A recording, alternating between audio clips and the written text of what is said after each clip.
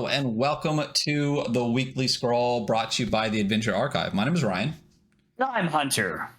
And we're going to try to fucking remember how to do this because it's Holy been like shit. 6 weeks. Yeah.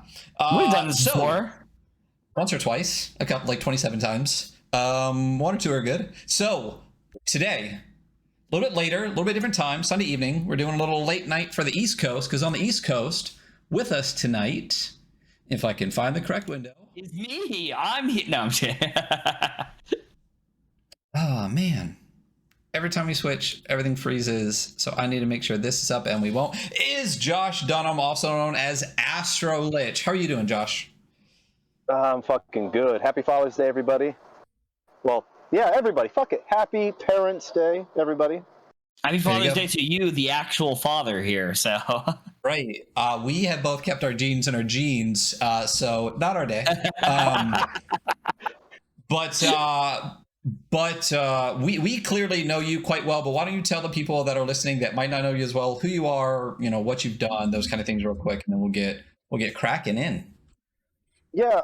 So my name's Josh. A lot of you probably know me by Astrolich and that sort of thing. I love to make Morkborg stuff, looking to branch out to other RPG stuff. Yes, Nativity in Black was the last project I just got done doing. Well, not actually technically the last. There was another project I did in between.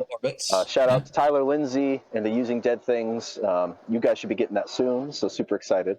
Yeah. But no, I'm just a fucking dude who makes some shit, and I love to play games. I fucking hate capitalism. And I think... there it is. Yeah. I had to say it. I'm sorry. I had to put it out there. If anyone that follows the tweeters knows these things. But yeah, and Solar Orbits as well. Yes. Yeah. So a lot of cool stuff. I know that myself and Hunter have been following you for a long time. We've been big fans. Finally got the courage to reach out and say hi. And now I feel like we're all bros. We're mustache bros too. I should have trimmed it down. But this is not even really an interview. Y'all are just gonna watch us all hang out and drink beer, frankly. So pretty much. Right, exactly. Yeah. If I had a beer, I would drink one. But after the move, as you can see, I have nothing. Wait, no, I have new beginnings. That's what I have. Uh-oh. I have one can. Ryan. Red's a good color, you know. Oh, listen, I should just not stand up. But I do want to say real quick before we get going, I did jack up my AC today so I could rock my World Champ shirt because after our interview with Josh, we are going to be going over LUCID from Out of Asset World Champ Games. So am I not mirrored? Is this not normal for everyone? I'm not. Who cares? But yeah, there it is. There it is. I wanted to get done in time. I wanted to get done in time so I could put up at least the zine boxes and have all of Josh's like zines out. Didn't happen. Welcome to the first show in 6 weeks. We'll see what happens next week. Anyway, so let's actually get this shit started. We had a couple prepared questions that I think I didn't bring up. The first one though is we're going to get to your new project, which is Too Fast to Live, Too Young to Die. That is a cyborg project, and as anyone that knows anything about ttrpgs right now, you know, Stockholm Cartel is really doing its thing. And we know you, Stockholm. They're these, but that's how we saw you is a lot of the Merkborg stuff. But we'll get to that in a bit. But I want to start off with just what actually got you into tabletop role playing games. Like, what was your first game? What drew you to tabletop games in general to start with? Okay. Well, I feel really embarrassed on stream because anyone's watching. It's like, man, this guy does not know how to fucking pull a cigarette out of a carton. I do. I got embarrassed. Y'all fucking saw that. It's now recorded. All right. What got me started? Well, shit. Let's do you want like the full in-depth fucking version of it? Like the really cool story? Or do you want like, okay, I'm being modest about it? I mean, give us the real story. What is cool story? Have you listened to our show before? I do, but hey, I'm leaving the fucking option up to you guys. Like, Christ Jesus, let me be. Okay, so here's the shit. Here's the real shit. Go back to about early 2010s, so 2011, 2012. my background is I grew up in a Mormon household. And when I was 19, I did the whole Mormon mission nonsense, right? Not my fucking bag no more, for some pretty obvious reasons, I think. But I was actually doing the shit, and I met a bloke who was like, you've never played D&D before? I'm like, nah. And an older guy who played D&D back when like D&D was like the fucking thing. Like D&D, well, I guess this is still true today, was synonymous with ttrpgs. So he's like, you haven't played D&D? I was like, well, fucking run it for me then. I'll fucking play that. Which is a big no-no in the, Mormon mission culture and all that nonsense. I think almost all religious cultures, like to a degree in the U.S., are very much like a no, none of that. Satanic panic, baby.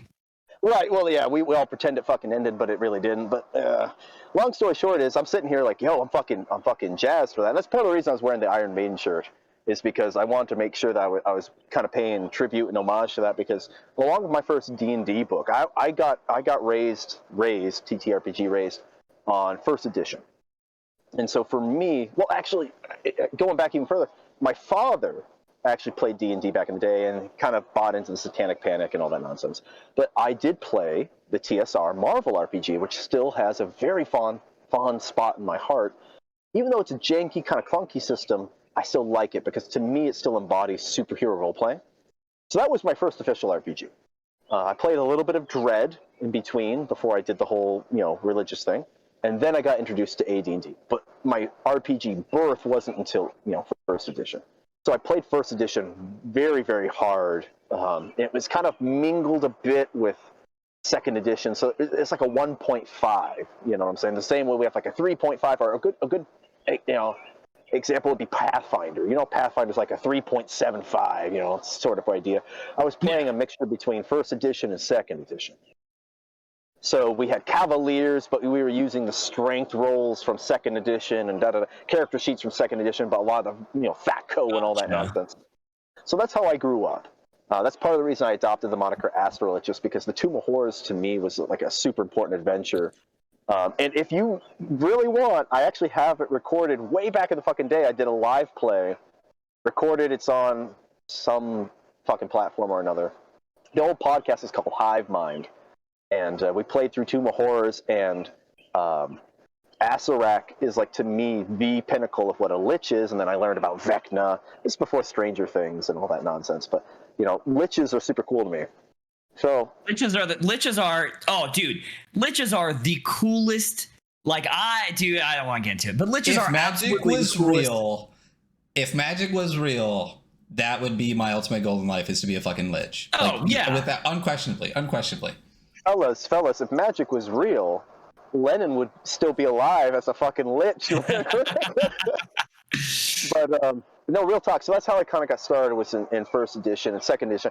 Sooner or later, my brother I started playing some Pathfinder at my local comic shop. I was living in California at the time. Made some great friends, learned a lot. I hate Pathfinder, but I was playing that. Go back to second edition, and then my younger brother, he's like, look, I'm running a 5e game. And this 5e game, we're all playing as gods. He had this homebrew setting between Norse and Greek mythology. Really, really good. Really good, actually. Very like actual writing. Gods, not just like how 5e only ends when everyone becomes gods. Like real gods, got it. That's cool. Real gods. And he said, look, we're going to play this. Like, basically, I'm going to take you from level 1 to 30. And gave us all godly boons. Like, one of my favorite characters I ever played was actually a character that ran through the Tomb of Horrors live play podcast. His name was Sergius de Von Ifron, that's what it was.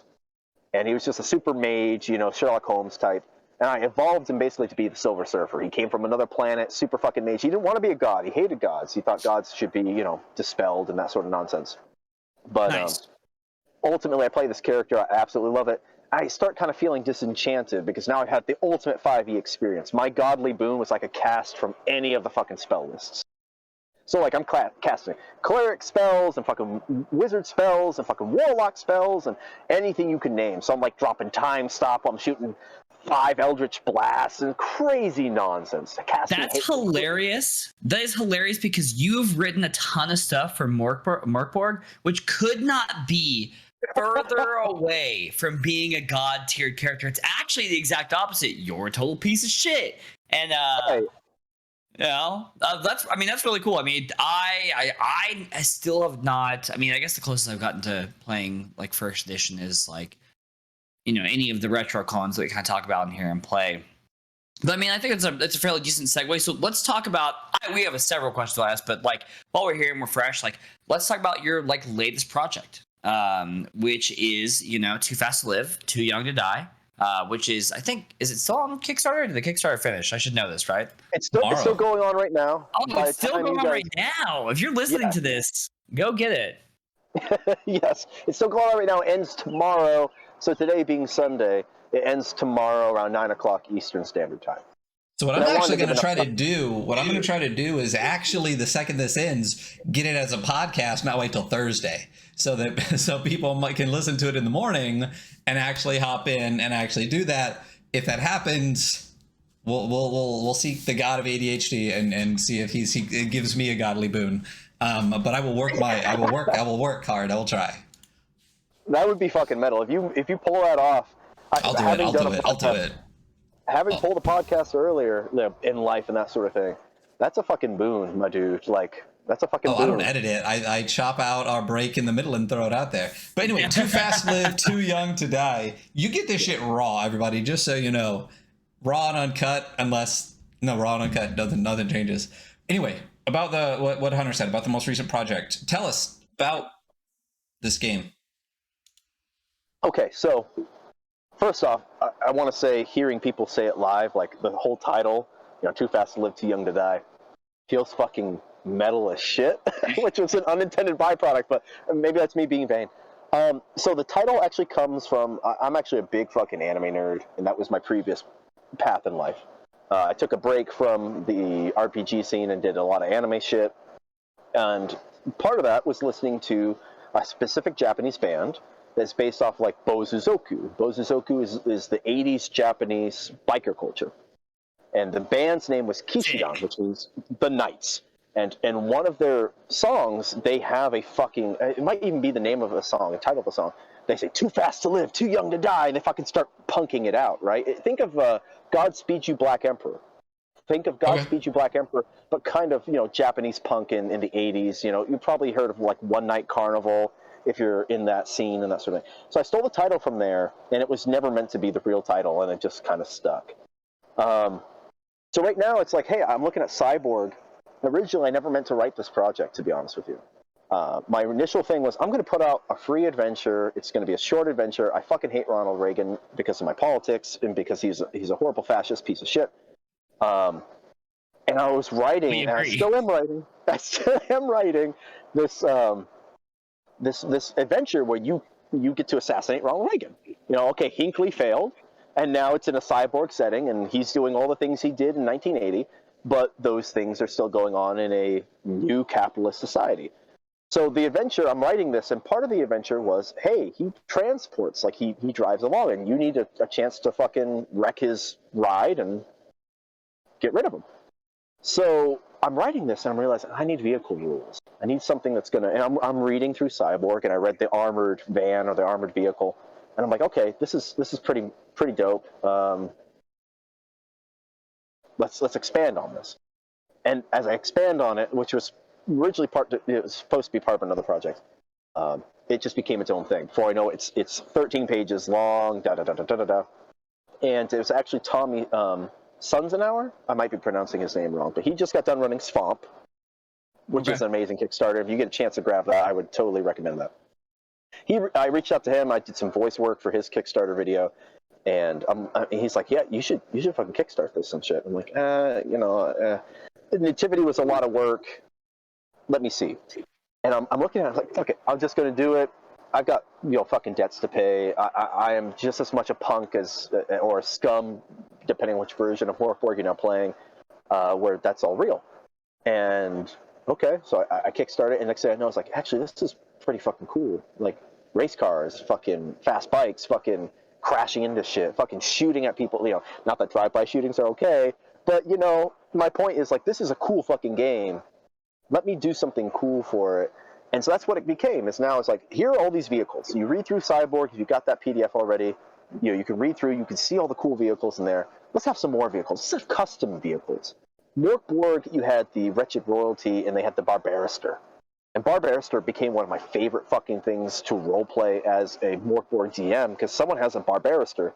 Like, that's cool. That's fucking cool. To me, like, Barbarister, every Barbarister links back to a single entity, and this is just the avatar of the single entity and shit.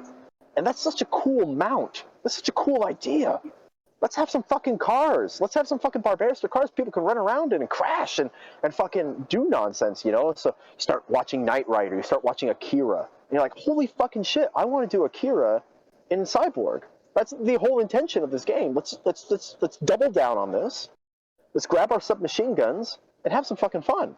So yeah, thematically, Akira like lines up with Cyborg so well. And when you announced it and you said like, "Oh, we're gonna do an Akira adventure," I was like, "Oh, duh!" Like that entire like manga or movie, where it doesn't matter how you saw it, because no matter what, like you're watching this like decrepit, dying future city. But yeah, that's awesome. I think Ryan and I have both been very stoked for it, and just to talk to you in general. It's a good idea. It fits really well. It seems like not necessarily low-hanging fruit in like a negative way, but like once you made it and you announce it, you're like, oh, dude, it's so obvious. Like it works so well. It's such a low-hanging fruit. I won't even pretend like it's an original idea. Like you read through Cyborg, and if you have cyberpunk influences in your blood, like I've watched Ghost in the Shell or I've watched anything, Blade Runner, you instantly like boom, you flash to that, because Cyborg does an amazing job at capturing that and fucking making it something you can play without plagiarizing, it's obvious in a good way, because it's like, oh my god, I can do this now. You know, we read about, you know, oh, they're adapting 5e to do fucking Harry Potter. It's not what the system was made for. But this system was specifically made to do that shit. And I'm like, yeah, let's do that shit. You know, if I have to be the one to do it, I don't have to be. I just was egotistical enough to imagine I could. And so now it's like, well, I don't want to let no one down. Let's fucking do it. Let's go pedal to the metal. Let's fucking crash into that. So, you know, and I've seen a preview, and I know that it's expanded since then. It's fucking good. I don't. Are you like, it's good? I know you tweeted it once. I don't know. I don't want to give anything away about anything unless you want to say something about it. With Vin Diesel's in it. So yeah. When you say I tweeted about it, remind me. Go ahead. Like, let's fucking spoil it. If people are tuning in, I want spoilers. You do have to turn the zine like a steering wheel to like read the fucking zine. Yeah. Okay. Here's a deep thing I believe in from reading Morkborg. When I was introduced to Morkborg, I was looking for a D&D alternative. I want to play fantasy role playing. I don't want to play D&D anymore. Right? I want to play something different. Okay. I'm going through indie RPGs. I ran into Ryutama, which I still fucking love. I have never played it. I don't own the book, but I've read through what Ryutama is. I'm totally about that shit. And then I ran to Morkborg. I'm like, okay. Because I didn't want to play a retro clone, no diss out there, but like, I did the whole first E, second E experience. Yeah, you did the thing already. You know, for you, it's like totally get that. That was my personal feeling. Again, no diss to anybody out there, you know, doing OSR shit, because I mean, kind of to an extent we all are, right? Well, that's not true, but you hear what I'm saying. OSR, NSR, whatever. Eventually, the future people are going to tell us we did. Yeah. Right. No. Good point. It's always labeled post, but for me, I was looking for a new experience, and I'm looking over Morkborg. One of the thing that won me over about Morkborg was actually not the black metal setting. I've never been a black metal person. I've never actually been kind of that dude. I have kind of since then delved into that. Oh, okay, this is actually fucking cool. But like my whole experience with that is like that. I love heavy metal. I'm fucking listening, you know, Iron Maiden and that sort of shit. But I'm just as much the guy who listens to fucking Aha. Like, you know, if you're like, hey, name your top albums, I'm like, okay, Iron Maiden, fucking Aha's on there, maybe some Dream Theater, or, you know, like when Kate Bush started getting popular again from Stranger Things, I'm like, I haven't stopped listening to Running Up That Hill on fucking repeat. You know, so, you know, or Yes is one of my favorite bands. So that kind of colors who I am. But, you know, we're hitting a black metal thing. I'm like, oh, okay. But the art was very evocative. But the mechanics was what won me over, specifically with like armor versus HP, dodging, that sort of, you know, trifecta there. So you can dodge a hit, or you can get hit, and your armor's not consistent. Your armor's not a static thing. Holy fuck, that opens up so much to like how you play that. And I'm not even sure if Morkborg invented that. If it did, kudos. If it didn't, that's fine too. But for me, like, I always complained about that shit playing first E, second E, 3 Pathfinder, 5th E. I never actually played 4, but my point is, like, going through all of this, 4-wheelers up there, going through all that and then having like a mechanic that actually represented everything, I was like, okay, cool, I'm in. And the magic system was very streamlined, and like, okay, I can just run this. It pick up and go. Yeah. I can just run it. And there are entire games I played where people are like, hey, do you want to play fucking Morkborg? Hells yeah. What time are we playing? 7. All right, well, that's in 2 hours. Random generator. Looks good. And we run it. And it's been some of the most iconic RPG sessions I've had. So it's so, and again, like one of the things that I started with 5e in 2014. When I was a kid, I played Magic the Gathering, and I read like every fucking D&D TSR book there ever was, and I had no idea that D&D was a thing. No clue. Started in 2014 with the starter set. I can only do things 150%, so I bought every single published book until the beginning of 2022, including every special edition, everything under the sun. But over the past year plus, 2 years, I think we all have, and that kind of was the impetus for this podcast, was to start really like realizing that 5e sucks. And it's just mechanically it's not great, and as a company, Watson Hasbro can choke on a bag of dicks. But what I love, similar to what you just said, I do want to interrupt you for one thing. Yeah, absolutely. And it's not to be contrarian. I think the 5e system actually does exactly what it's intended to do. And this is my problem, is that 5e is really about, did I kill the thing? It's combat oriented. And I know there's a ton of fucking debate about it, but my thing is, look, I don't live real life by killing shit. I just don't. At least with Morkborg, everything's tongue-in-cheek. Like, yeah, you can always do combat at the drop of a hat. Yeah. But with Morkborg, when do you get better? When do you level up? And even when you level up, you may slide back because you yourself are not you're not an infallible being. So with all that shit, I was like, okay, we can do something different rather than, oh, did I kill 5 boulets? Did I kill that lich, Well, that's exactly what it is. I mean, I think you definitely hit it right on the head. It does what it's supposed to do, and that is make everyone feel like a fucking god, because the entire point is to balance it so you always win. And the success state is murder the thing and then go to the next thing that you murder over and over and over again until you are actually a god, and then that's it, except no one ever gets past level 10 anyway. So you're right. And one of the reasons I think that it did blow up is for a lot of people's first game, you just feel it's everyone's a fucking hero. Everyone's a hero. Everyone always wins. Everyone's always right. And it's always a good, you know what I mean? So if you take someone who's only played 5e for like 3 months and they're like, damn, like I'm always winning. It's great, like power game, and I got all this shit. And suddenly you throw them into something like Merkborg or even like a DCC funnel, and they just die and die and die. They're going to fucking hate that, right? So there's a progression that gets there to be like, all right, I've done the hero thing enough. And that's how I kind of felt. And a lot of the things I love about Merkborg are mechanically, it is this, I mean, in the setting, it's this gonzo, but in the perfect amount, like dark, heavy setting, but the mechanics fit the setting. And that's one of my favorite things about it, is the mechanics are brutal, the setting is brutal, and it all parts of it work. The art works, the mechanics work, the lore works, and the ease in which you can just get up and go just fucking works. And it works in a way that makes you feel like, not that if you don't win because you're the hero, you can have this disappointment, and instead, but I feel like there's a hollowness to that. You're gonna win. That's just how it works, because after you play the thing for 6 months, your DM's not gonna kill you. They're gonna fudge rolls and all the rest of it. In Merkborg, I feel like when you actually succeed, I feel like, for me personally, there's more depth to it, and I feel more accomplishment realizing I fucking survived the thing that could kill me in one hit. And that's one of the things I loved about it, and the player pacing rules. But that's one of the things that drew me to it. I think you're actually objectively correct. And here's why I would use the word objective.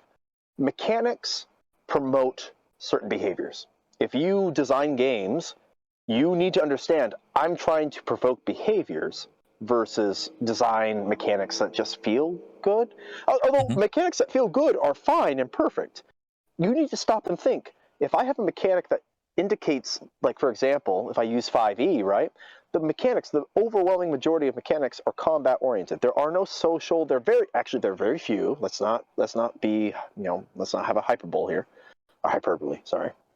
The mechanics are designed to do a certain thing, right? The thing is with D&D is that character creation, to your point, after 6 months, you may not even hit level 20. Character creation for D&D is not that session 0.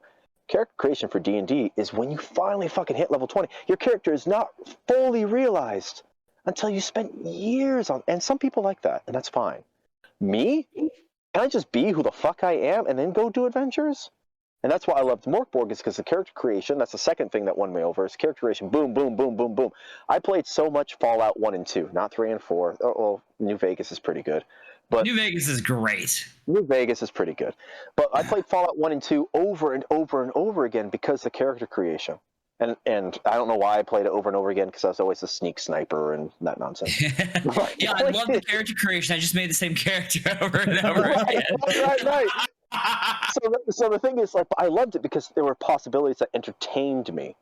And the thing was with 5e, I would talk to my DM. It's like, I want to be this guy. Okay, then you're going to choose this class, you choose this race, and you're going to choose this subclass. And that's fine. But just realize that even getting to your subclass, like if I want to be an assassin, I have to start as a fucking rogue, and I have to gain 3 levels. Well, 2 levels, right? Because you start at level 1. But you have to gain levels before you can even get there. In Morkborg, if I get better, it just flavors what I already have there. You're adding ingredients to the stew. D&D is specifically like, okay, you want to make a certain dish. Okay, we're going to start with 1 ingredient, and then kind of like, depending on the role play, if it's really, really good, if the role play is good, it does influence your decisions. One of the things, going back to a previous question, why did I even come to the Morkborg and shit? I was within it was 5e, and I was really pissed off because, and I'm only going to use this word once, pissed off because of Oriental Adventures. I think that's a fucking dirty word. I hate that. The thing that pissed me off is, like, there is no cultural representation from D&D outside of white fantasy. And there are reasons for that, because fantasy is predominantly a white narrative, right? But there's no way for me to explore other cultures without actually properly exploring other cultures without changing the mechanics. There is no way you can ever play, in my opinion, you can play an accurate, not even accurate, like something, when you do it justice, right? Like, you can't do justice to a new experience with mechanics that are specifically tailored to being a knight. That's the whole mechanic of fucking D&D. Are you a knight or Merlin? And yeah, you can be the guys in between. You can be Robin Hood and all that shit. But they're all based off the same narrative from, like, the same ethnosphere of cultures. I'm not trying to say D&D is racist just because of that. It's only good at that. It's Tolkien-esque fantasy. It's Western European fantasy. Like, that's all it is. It is not sword and sorcery. It is like sword and wizardry. Like, it is Western, medieval, white, like, dominated fantasy. Period. Tolkien-esque. That's what Tolkien is. Period. And there are a ton of games out there that are like sword and sorcery that give you a lot more, like Hyperborea and stuff like that. But D&D has always been and will always be, and when it's come up and they like to give their PR speech about it, it's always been exactly what you're describing it as. It's funny because when you say swords and sorcery, the first thing I think of is Conan the Barbarian, which is totally not problematic in any way if you've ever read any of it. It's like the most racist, misogynistic, like every aspect of it is fucking terrible. Yeah, the bad guy has to be James Earl Jones. Like, it's just. Yeah. But here's the thing to me. Okay, so I want to try and make some sort of, maybe I'm not even the right person, and I'll fully admit that, but I've been absolutely fascinated with because of anime, I got fascinated in the culture. So before I know it, I'm reading about Chinese history, I'm reading about Korean history, I'm reading about Japanese history. I'm like, Japanese, it's a Goku period, it'd be fucking fun to play a game in. But then I'm looking at, like, the 5 Rings and the whole, Asian adaptation that existed in the 3.5e, and I'm kind of like, what is this fucking nonsense? Like that's kind of my opinion. It's like, this is some dude who grew up on too many kung fu films. Like, he thinks Quentin Tarantino is the epitome of foreign culture, and I spit on that. Anyway, I think that's fucking nonsense. But here's the thing: other projects I'm working on, for example, I'm working with a Japanese team, like people over in Japan who are adapting Morkborg. What's the translated title? Is Nobunaga's Dark Castle. And I've been working with them to do some art and shit, and they tell me exactly what they want, and I make it. And some of it's quirky as shit, and some of it is, I've seen it. It's cool. It's cool, yeah. Right? I've seen it. Yeah. I fucking love it. But the thing I love about that is, like, you can easily just take those mechanics and move it over. And people say, well, you could do the same with 5e. No, you can't, because in order for 5e to work, you're looking just specifically, like, I'll point out an example, like armor class. Armor class, that peaks at fucking plate mail. Plate mail, and I know I'm gonna piss off all the fucking medieval, fucking debate lords and shit. But like, plate mail was specific to a time and place in a certain culture, and even then, when we look at fantasy itself is really kind of the Wild West. When you look at Wild West, when you look at westerns, trains, the whole colonization of indigenous lands, the lack of law, none of those things really kind of existed all at the same time. Some of them did, some of them overlapped briefly, but we just toss them all together because we accept it as the icon, and that's fine. It's dramatization. But when you look at fantasy, it's a dramatization of white Anglo-Saxon culture, and it has to be, because if it isn't, then you can't have your Tolkien elves, you just can't.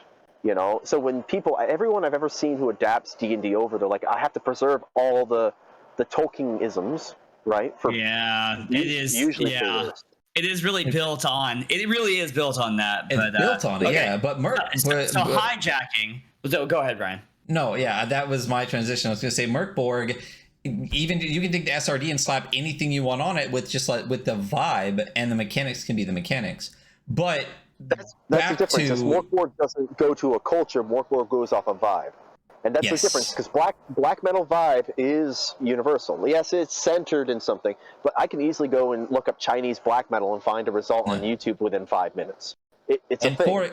For example, you can take Merkborg and throw a cyberpunk setting on it, and then write a badass car supplement and just tweak some rules, add some cool stuff, but at its bones, it's still Merkborg. Cyborg is still at its bones Merkborg. But talking about Too Fast to Live, Too Young to Die, I know you recently dropped the final stretch goal. Yes. You tweeted that. So what was that? Okay, so anyone who's listening, look, I talked to Nor. Who? Mad respect. Johan Nor. Friend of the show, Johan Nor? Right, exactly. Friend of the show, Johan Nor. Gotcha. Yeah. Mad fucking respect for setting what I would consider, and some people may disagree with me, but for me, I think it set a precedent in a genre of RPG. Him and Pele, when they were writing this, I have no proof of this, but when I'm looking at this, I'm saying, okay, these are two people who are clearly impassioned, clearly didn't like some of the things that were embodied in RPGs, and just did their own thing. I think that kind of very pulpy, not pulpy, punk culture, needs to persist, because that sort of that ideology doesn't have to make a Morkborg thing. Like, I go and look at Lancer. I'm fucking in love with Lancer. I haven't even played Lancer. I fucking love that. Or I look at you're cool. You're a cool fucking guy for saying that. Yeah, thanks for coming on the show and repping Lancer. Well, I'm a big Lancer fan, so hey, we do have a Lancer episode. It was our first double episode, and that's why we stopped doing big games. Yeah. Dude, just going through the lore, like, I'm fucking subscribed to, was it Dragonkind 11 or Dragonkind or whatever, the guy who does the automated speech, text speech. The book's like this big, and the lore is like this much of it too. So the lore is crazy deep. Sorry, keep going. Yeah, but that's kind of my point. It's like somebody got together, like a group of people get together, and they say, I don't like something, I want to do my thing. Then do your fucking thing. Don't let no one fucking stop you. Like, do something that's different. And every time you do something that's different, I guarantee you it will be better. Not in an objective sense, totally in a subjective sense, but it will be better than just going along with the fucking groove. Like, I love hack culture. I'm going to hack this game and do this. I think that's great. Be bold, be brave. Like, I'm going to fucking make my own thing. Be that person. Go for it. What's stopping you? Like, you know, I was a fucking nobody who's still learning to use GIMP. I'm still a fucking nobody who's still learning to use GIMP. And the thing is, I like to make things, and people like the other things. Okay, we can all like it together. And that, to me, you know, that's what drives me. Like, with Too Fast to Live, you know, Too Young to Die, is that I'm not even a car aficionado. I'm having to research shit about cars. You don't have to be, man. Like, you really don't have to be, you know? Well, I want that depth to be there for the people who are. You know, when they pick up up the Akira Kaneda bike, and you know, it's got text there about ceramic brakes. You know, it's got text there about 200 horsepower and a fucking motorcycle. You know, soon that won't be sci-fi, but for now it's sci-fi. And you're reading about this shit. It's like, oh, okay. For maybe other people, it's just flavor. But for the people who really want to dig in, I want to give them that option to dig in. For the folks who fucking grew up watching Knight Rider, and they're like, I want my own fucking Knight Rider. You did an evil Knight Rider, you motherfucker. Oh, dude, yeah. But did you actually say what the stretch goal was when you talked to Nor? When you talked to friend of the show, Johan Nor? Right. So the stretch goal, if we could hit 11K, then Nor will do art for Too Fast to Live, Too Young to Die. That is the final stretch goal. If we can reach that, I will be extremely, extremely pleased, extremely honored that people, you know, believe in the project as it is. Well, and the stretch goal is at what amount? It's at 11K, right? Is for Johan to do the art. So right now we're sitting at basically 9,500. So by tomorrow, and I will get this podcast out tonight, and people will listen to it in the morning. 1,500 and like $13 will get Johan Nor's art in Too Fast to Live, Too Young to Die. So if you're listening now, tweet this, spread this, do all of those things. Let's really push this over. The last day is a big day that people can be like, oh yes, we got that email. Oh yeah. I need to fucking do it. Yep. Just fucking do it. You had sent me some preview pieces. Did you want me to pop those up? I was just about to say, yeah, let's talk about those real quick if we can. Let me real quick question. Hey, Josh, have you read the creator of Lancer, one of the creators of Lancer, his webcomic, Kill 6 Billion Demons? I haven't. I've been looking at that. Like, so that's one of the things. By far my favorite comic, period. Like, not like my favorite webcomic, but I mean, like, period, my favorite comic. Like, I need to get back into reading comics. Like, for a brief period, I started reading tons of comics. And then I was reading off my work laptop because work sucks, so I make them pay me to read comics. And so I was doing that, and then they blocked like every comic website. So I'm like, fucking Christ, nah. So I got 3 here. Which one do you want me to pop up first? And I'm gonna just keep it on this screen, and I'm just gonna drop it up in the top right here. Yeah, let's just fucking random. Let's just go for it. All right. First one that you sent is this right here. This little preview right here. And this is the one that is just kind of like a red pieces on a pure black background. Okay, so for this one, I wanted to push myself, and I'm still not kind of 100% on it. So a lot of what you're seeing, there are previews, the subject has changed. I'm a huge Kamen Rider fan. I fucking love Kamen Rider. That's what it's from. I was like, I recognize that. Like, yeah, okay, gotcha. So if you guys don't know what the hell Kamen Rider is a Japanese. In America, we had like Bill Bixby playing the Hulk. We had like a Spider-Man, Daredevil. Like, they're basically dramas, day dramas, but they were superheroes. In Japan, you had similar things. Like, if you're familiar with Power Rangers. Power Rangers is referred to as a Super Sentai show. So pre-Sentai, Sentai being a team, you have like Kamen Rider is one of the main ones. Ultraman is another one, like tokusatsu shows, right? Yeah.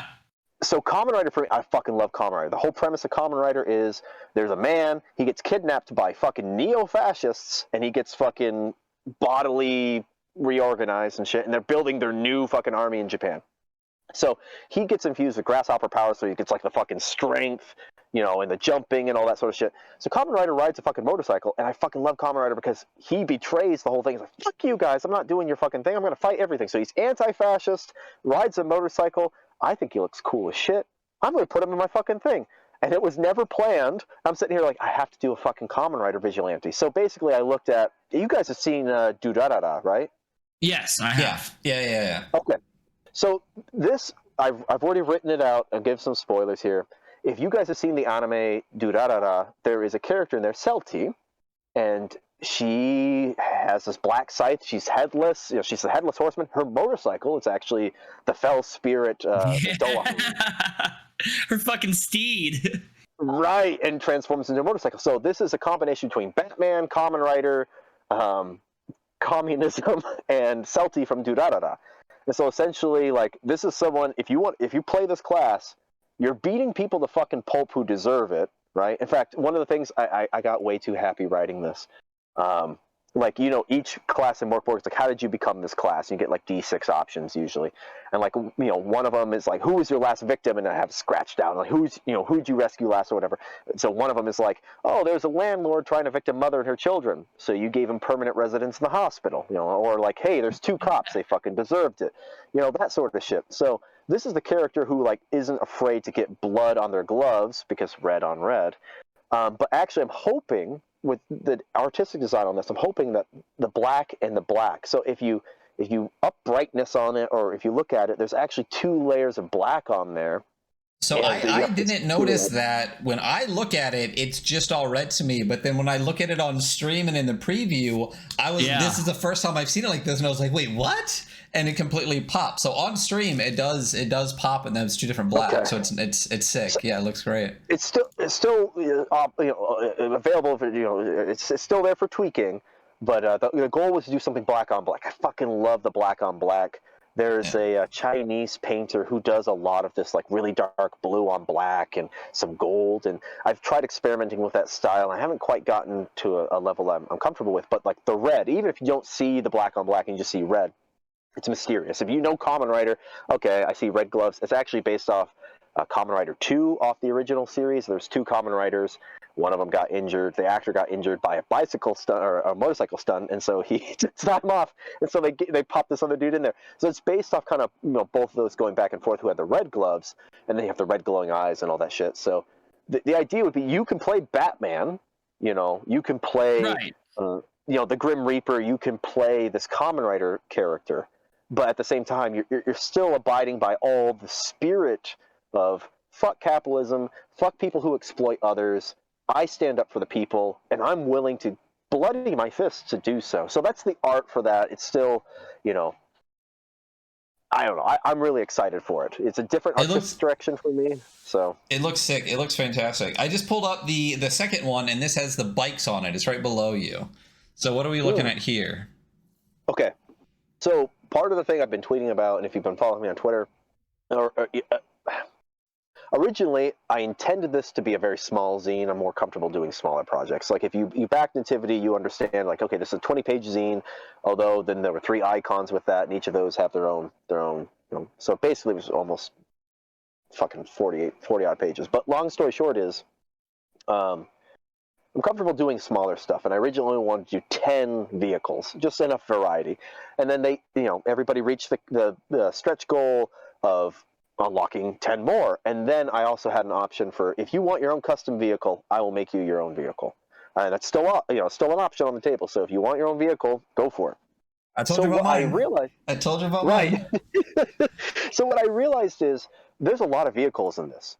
I'm looking at literally 40 vehicles as of right now, with 20 backers with their own custom vehicles. There's the original 10, and then the stretch goal doubled that. So I'm looking at 40 vehicles. So if you're like, well, okay, like, I want some cool car. No, there's going to be a lot of fucking cars, bikes. I'm even expanding it because I realized, like, after a while, having so many, cyber bikes, having so many cars, that's one thing. Let's have some different vehicles. So I'm including some other things which aren't depicted, like, there's a helicopter in there. There's going to be... They got up the helicopter? Right. So there's going to be other stuff in there, too. But I wanted to include this page because I was basing it off of the followers in Morkborg. So the interesting thing about these rules I have to explain real quick is that each of these bikes have their own stats, or each of these vehicles have stats, and they basically operate like a monster, with one exception, is that they don't have their own will, but as you're driving them, they have stats that they have to abide by. Like if you limit a vehicle down to 0 HP, it stops working. But also on top of that, they still have to make a morale check. That was kind of the thing I based it around.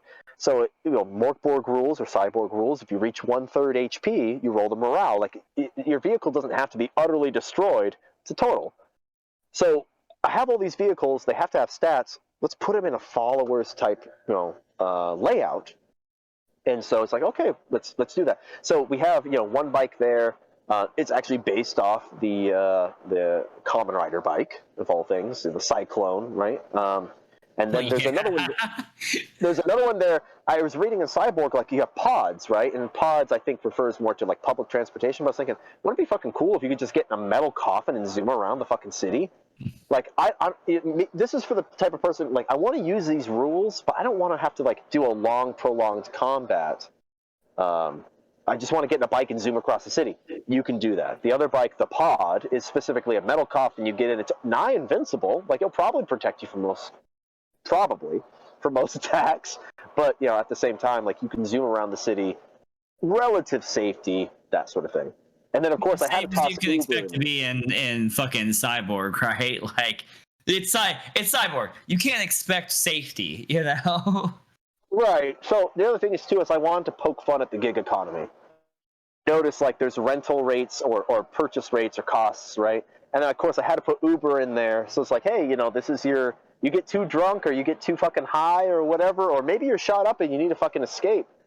Call the fucking Uber, and the pod will zoom you across the city back to your hideout. So that's very cool. I'm really enjoying like the preview pages that you sent us and that I've seen. Like stylistically, they look really good. They're very much in line with the way that some Morkborg Cyborg stuff kind of looks, but like still look like a different thing. Like the bike pages are fantastic. Like the red, black, white, minimal color use. Big fans of that on the show. We love that.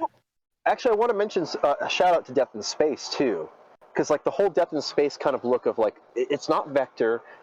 What they do is they kind of they curve the contrast. So like the highs are really, really low, the lows are really, really high. So you're low on your whites and high on your blacks, and so it creates this very sexy silhouette shape where you can still get detail. Yeah, totally. Without robbing anything. And Death in Space has a fucking brilliant design. Of course, it's kind of another Morkborg kind of in the vein of that. So I wanted to. I totally crimped that.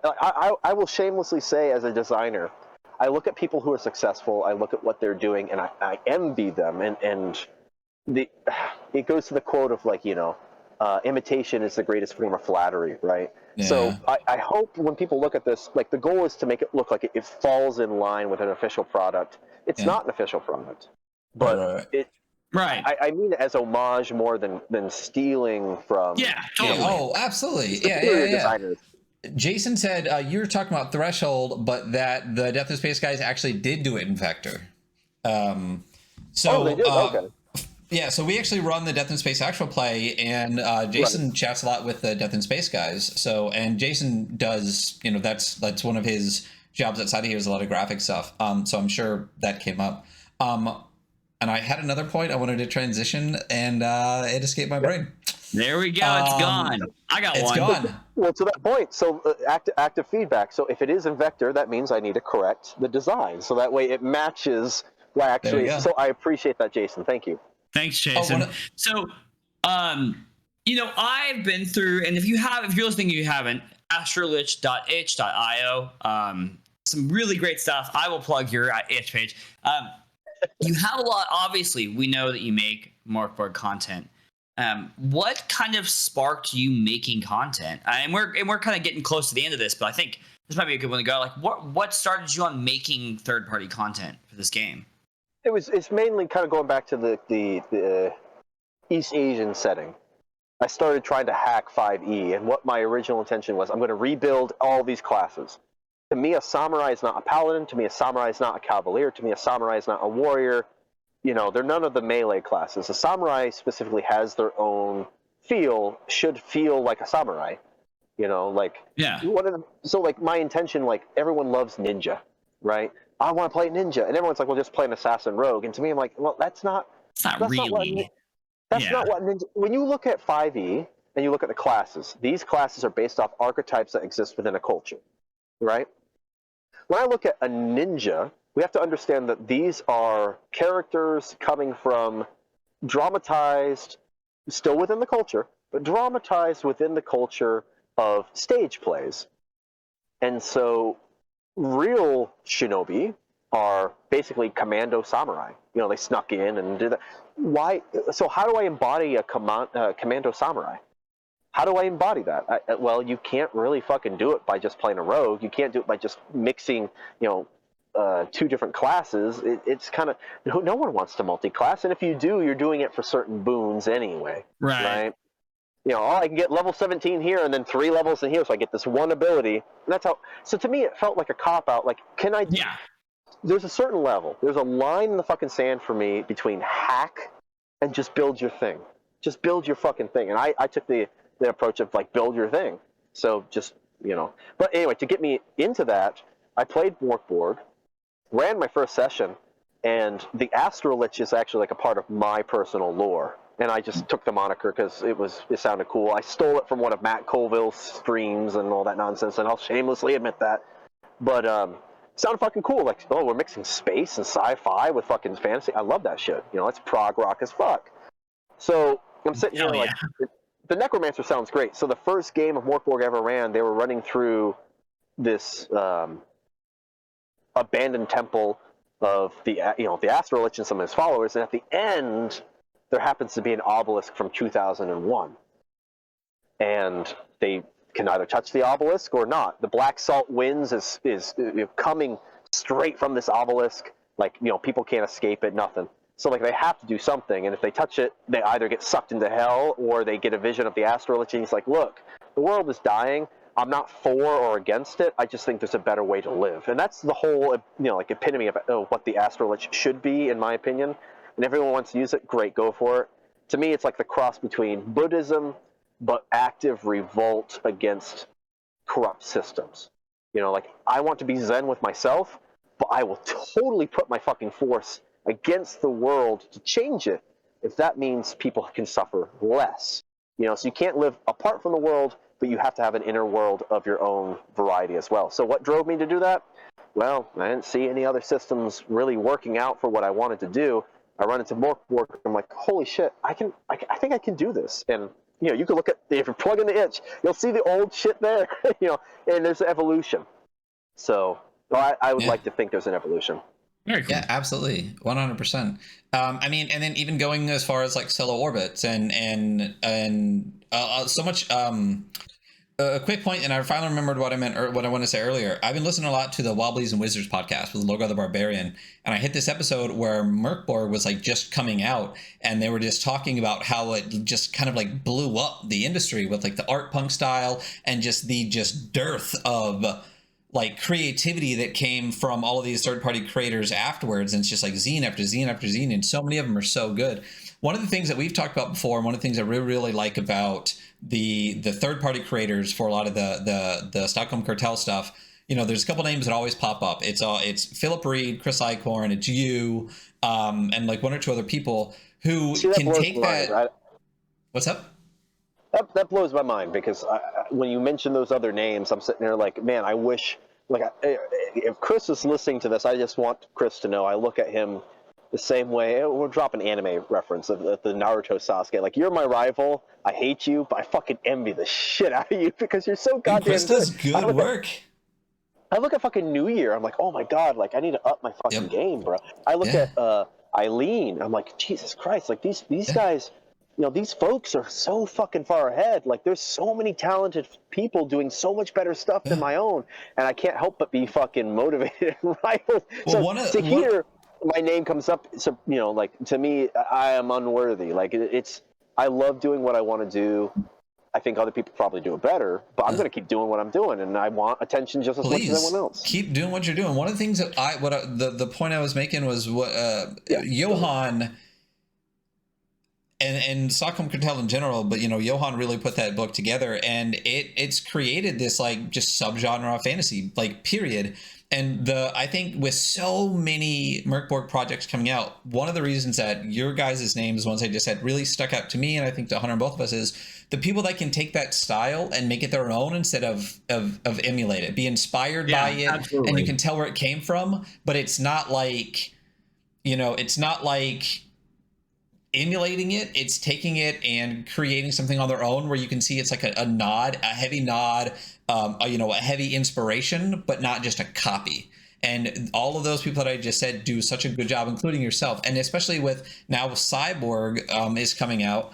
And, we've already seen it. But the pieces that we just showed look amazing. And how you were just talking about like the homages to the things, but still making it your own is just, it looks fucking fantastic. I can't tell you how excited I am for this project. I'm super honored to have seen so much preview stuff, and I'm so happy we finally got to have you here on the show. The project, again, it's about 9,500. Johan Noor coming in doing what Johan does, a sick piece of art at 11,000. So, and what time does the project end tomorrow? Ends Monday night at 9 p.m. Eastern Standard Time. And the reason I did that is because plenty of time. We got 24 hours, basically 23 hours for $1,500. What's the reason that you did it so late? Well, because time zones suck, but they're reality, right? So the thing is, like, Ryan, you're on the West Coast, right? I get done with work. As soon as I'm done with work, I got 1,000 things to do. I got kids that need to be fed. I got a house that needs to be cleaned. I got fucking, chores that need to be done. So by the time I sit down and fucking get my shit together, right, it's late, Yeah. So I see no reason for folks to rush their lives for ultimately my project. I don't see that. But what I do see is... No, I'm sorry. What do you see? If they enjoy it, I want to give them that opportunity. So I put it later in the night and that sort of thing because one, I would love to reach 11K. Don't fucking, I'm not sitting here trying to blow smoke and pretend that's not a reality. But the flip side is also, I hold myself to a standard. I want to make such a fucking badass thing for people to enjoy. And I hope people would enjoy this. I hope people will play this. I hope people will say, oh my God, I love this. Because to me, that is way better than any fucking dollar amount you can ever place on something, just simply because I'm a dude who has a typical 9 to 5. I sat down and did some art and wrote some things, and people respect that. And that to me is it's fucking cool. It's fucking cool. That is. We've talked about it before. Cool. A dream would be creating something and then seeing people enjoy that thing you created. So that's what we're doing. That's what you're doing with Too Fast to Live, Too Young to Die. And when Cyborg drops and this drops, I can only imagine this is going to be just an amazing supplement to be able to use in games, interim adventures, all those kind of things. And I'm super fucking excited to see where it goes. Like I said, I've seen it. I've seen a preview, and it's only going to get like twice as big from here. So again, we got 24 hours. People are backing it already. We've got more backers since the show started. I'm going to say we did it. You're welcome. Listen, I would love to have you on all night, and I definitely think we all need to hang out again in the future. Absolutely. But we're going to, I definitely need to go to the bathroom. I think this is a good time to take a break. And we're going to switch over to our read-through of Lucid. Thank you so much for being on the show and for chatting with us lately, again, for previewing all this stuff. Again, neither of us can wait to see what happens with this and what's going to happen next, dude. Like, thank you so much. Dude, super thank you. I appreciate it. Right before you leave, I did say there would be a major announcement, so I know you got to go back, and it fucking happens. I get it. Real quick. So I want to drop kind of the idea for the Akira adventure. I know a lot of people are stoked for that. So I've been thinking about it. I've been teasing out kind of cryptically. The Akira adventure, I think, needs to be something where it embodies the end of the film Akira and kind of has that. So first off, I'm looking into and really, really trying to do something that you could have vehicles in a dungeon. One of the things I hate about a lot of RPGs is you have a fucking horse or you're being mounted and that's part of that. You can have your car in this dungeon. That's my goal. And the goal would be that if you play this adventure definitely has the possibility of completely changing your cyborg world. for better, most likely for worse. But I will say this. I spoke with one of the backers who designed their own vehicle. Kalen Haight decided, I want the Back to the Future, DeLorean. I saw that one. Right. So because he did that, the adventure now, if you get that car, you could totally rewrite this adventure in a new way through time travel. So now I have to kind of write that shit. So that's the major drop. I'm just saying, I am taking the feedback you guys got. Anything that you guys want to do, it's going to shape the zine. I mean that meaningfully. So. Well, we're stoked to see it, man. I think this is going to be we love Nativity in Black. I've had fun time looking through a lot of stuff on your itch page. I'm not playing as much Morkborg these days, but I still read a bunch of the content. But we're stoked to see it come out. So we got 24 hours. We need $1,500. Check it out. Too Fast to Live, Too Young to Die, and astrolich.itch.io. And then your Twitter is at, the Tweets of Many TH1? Yeah, because things wouldn't fit. So yeah, tweets of Many TH1. Yep. Cool. Yeah. Thanks so much for coming on the show, Josh. It was great talking to you. Thank you so much. Thank you, guys. You guys we're going to go on a short break, and then we will be back to go through Lucid. So if you want to hang out for that, I'm going to change shirts and put my World Champ shirt on, and we'll see you then, You're back. Hello, and welcome back to the Weekly Scroll Podcast. Are these the right windows? They are. They just went directly in, and we didn't even need to worry about those silly Discord We're so windows. Good. We never have any technical errors. Not a single one ever. Not one. I'm telling you. Whatever. So I've moved, so things are different. But we are going to go ahead and go over our Kickstart the Podcast real quick. There are some really cool projects that happened, and some really cool projects that are happening. And I just want to be able to touch those. I just want to touch them. Just want to touch them. Just put hands on them. Just a little touchy touch. The very first one I want to talk about is let's talk about the project that's still actively funding. So let me see if this how much actually pulls in. Nothing. So let's fix a window real quick. Sick. Kickstart window. And then I need to grab this window. Boom. This is going great. Hey, everyone. Yeah, it only takes a second. We got this. We're doing fine. This. Yeah. Oh, look, there it is already. Boom. You're welcome, everybody. So the first one I want to talk about tonight, we're only going to talk about a couple, and this I think is the only one that, there's two that are fun, and one I'm not going to talk about a whole lot.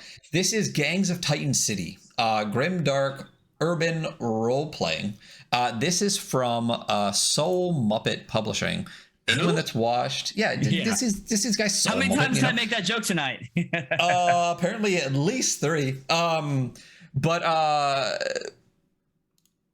You know them from we've looked at 2 of their previous games, both amazing games. Orbital Blues, which is absolutely fucking fantastic, and Best Left Buried, which is a dark horror game. Love mechanically, love that game. Just across they're fantastic. I've been told that Gangs of Titan City reminds people of Necromunda. I had to look up Necromunda, and it does. So let me get to the right scroll window. Talking about Gangs of Titan City, a grimdark urban role-playing game with faction-focused, consequence-heavy mechanics from the creators of Best Left Buried. Gangs of Titan City is a new grimdark future role-playing game that thrusts its characters into a nightmare super city that wants them dead. The game casts your players as desperate gutter scum who will soon dominate the underworld as crime lords or end up riddled with bullets. The game helps you create stories in the vein of Peaky Blinders, Scarface, or Blades in the Dark, but cast in a brutal and uncompromising urban future. Cool. Looks so fucking dope. So first of all, this is the regular cover on the screen right now. It's the picture from the head of the Kickstarter, and you can see right off it's got a ribbon in it. I hope the ribbon stays when the book really comes out. It looks absolutely stunning. The colors are great. But and there's some preview art on here. There are numerous pledge levels. There is a hardship PDF pledge, which we love when there's accessibility. One of the things we talk about in the game a lot, and one of the reasons that we have value as a score is you got to be able to afford the game to play the game. So when people have hardship PDFs, that's great. I'm sorry, not dollars, pounds, which, thanks to the crashing global economy, the pounds are very close to US dollar now, so it's not as bad for us over here in the States. Why do you say thanks, it inflation? Like that? Yeah, thanks, inflation. $20 for the 20 pounds for the PDF, 40 for the standard physical, which is what I just showed. There's a $60 for a Kickstarter limited physical edition with alt cover. And then there's an 80 where you get the physical edition in your choice of cover, plus a bunch of extra gubbins, a bookmark, a bundle of character sheets, exclusive pamphlet rules reference that can be used as a GM screen. Super excited for this project. Again, it looks really, really cool. We love the mechanics from Best Up Buried and Orbital Blues. They're just really well done. 2d6, but with a roll over 9. Really, really neat. The art looks fantastic. They go through the archetypes. There's 6 consortiums, cults, enclave, mercenaries, operatives, and overlords. If you've read Best Left Buried at all, you know that advancements and things like that, these guys do a great job mechanically with those kind of things and the archetypes. That's just the gang archetypes. There's gutter classes, and there's a ton of those. Aberration, Broker, Bruiser, Marksman, Mastermind, Psionicist, Spectre, Technomancer, just to give you a little vibe of the game. They do have some preview pages from the Technomancer here. Art looks dope. The character design looks super simple, but really in-depth, and it's like Best Left Buried. Like, you can do a lot with what they give you without having to piece like every single possible rule together. So it looks like it's a really it looks very heavily focused, not adapted. I mean, they did Best Left Buried. It's kind of like that, but Necromunda. Yeah. Very cool. And then I just want to scroll down to show the alternate cover. Look at that, like debossed gun on the front. Ooh. So of course I'm getting that one. Yeah, absolutely. Why wouldn't you? You're you. Slightly larger, planned to be offset, allowing us to feature higher quality paper, Smith's Own binding of all kinds of bells, whistles, ribbons, and additional funding. So the project has 10 days left to go and is short by about $3,000. One of the questions I asked in the comments was, are we going to be able to do add-ons? And they said, sure, add-ons in the backer kit. I don't know the other side of Kickstarter, like the creator side of it, but I'm curious if they have add-ons in the pledges themselves instead of waiting for backer kit. That goes towards the goal, right? I would assume, but I also, I'm not that familiar with the back end of it. Yeah, because I'll say I mean I'm getting both covers. Like I super fucking want this to fund. It looks really cool, but I mean I love the regular cover, but of course I have to get the special edition. So if this funds, I'm definitely getting that. But if it was in the pledge levels, I think those numbers could be bumped up a little bit by having the add-ons directly in. But anyway, this is Gangs of Titan City. This is from Soul Muppet Publishing. Again, if you liked Orbital Blues, especially if you like Best Left Buried, you should definitely check this game out. It looks amazing. 10 days left. Jump on this one. Let's make sure this funds, because I really want to play it real bad. And yeah, I hope they hyperlink. I hope they hyperlink the PDF a little bit on this one. That'd be super dope. And then let's jump to this one right here with our friend in chat, Disaster Tourism, who's been with us the whole time. The whole time. They have a project not on Kickstarter, because don't forget, Kickstart the Podcast really is about all crowdfunding.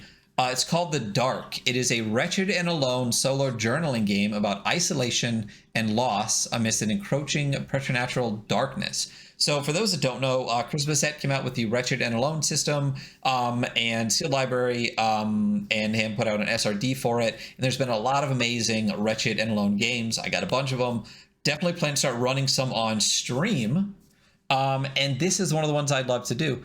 Disaster Tourism has popped up and put out some amazing stuff. Again, I wish I had actually had time to go through all my zines, because I got there. WYRD, I believe it's weird. It might be word. Disaster can tell us that. But super cool person, super cool company. Disaster Tourism has been doing some really amazing things. I don't know if I'm allowed to say this, so I'll say it anyway. I did get a preview, like plain text of the Dark. Weird. That's what I thought. It's fucking dope as shit.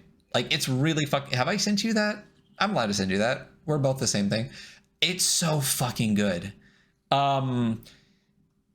It's only you now. You've been running for what seems like an eternity, and it's become dead quiet. The daylight, or what's left of it, peeks through the canopy above as you trek in what you hope is a singular direction. The last remains of daylight peek through the canopy above as you trek in what you hope is the correct direction. The frost on the air causes you to shiver as you begin to see an eerie blackness consume the forest. Moving with purpose, smoky, inky tendrils wrap and twist through the trees as it moves towards you.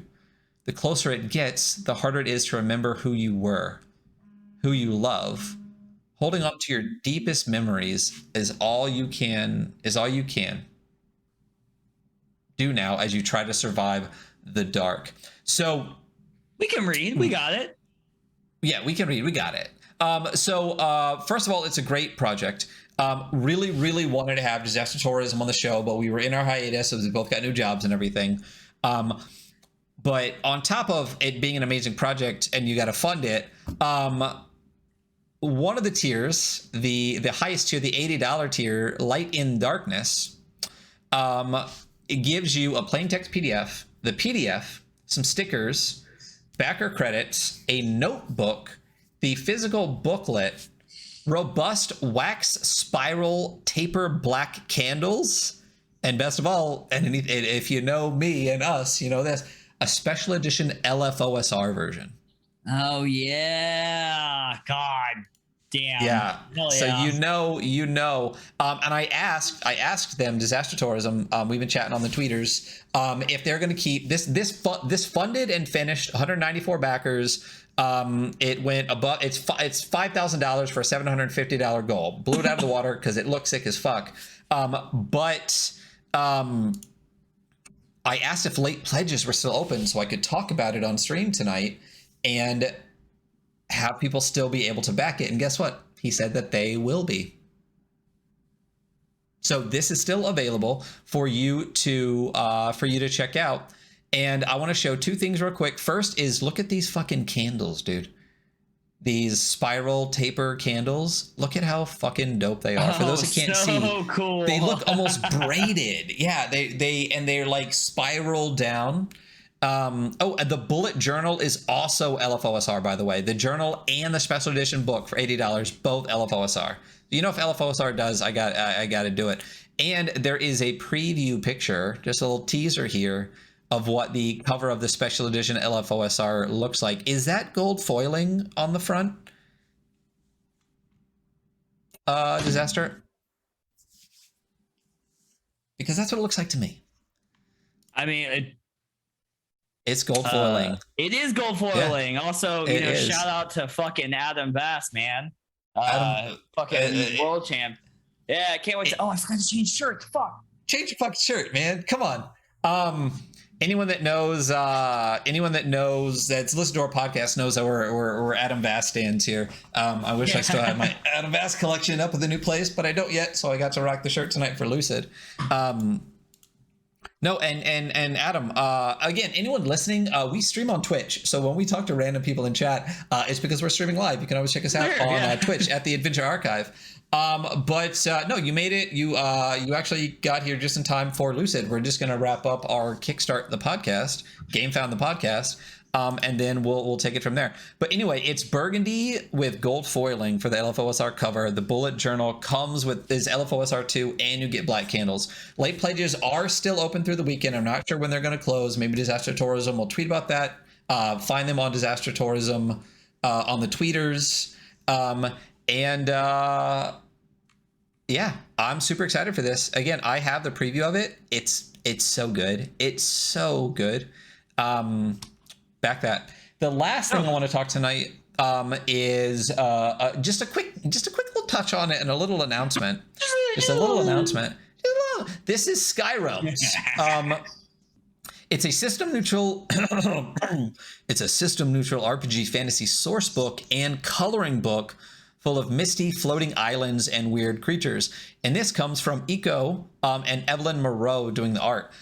Eco, for those that know or don't know, does the Lost Bay podcast, which I absolutely fucking love. It's like 30-minute episodes with some amazing creators really getting to the heart of their creative process.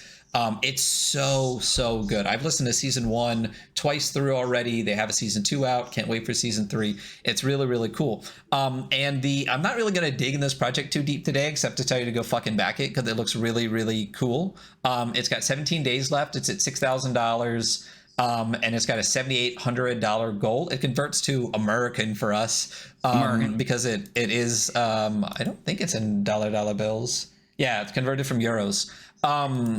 Also, shout out that cover. That cover is money right there. How dope is it? Yeah, love that cover. So I did see on his Twitter a T-shirt that maybe I don't think the T-shirt's in here. Maybe it is. Point being, that cover is a solid choice. I really like that cover. There was a T-shirt that I saw an image of that's just that color pink with that image and that thing on the top, and that's it. I would rock in a fucking heartbeat.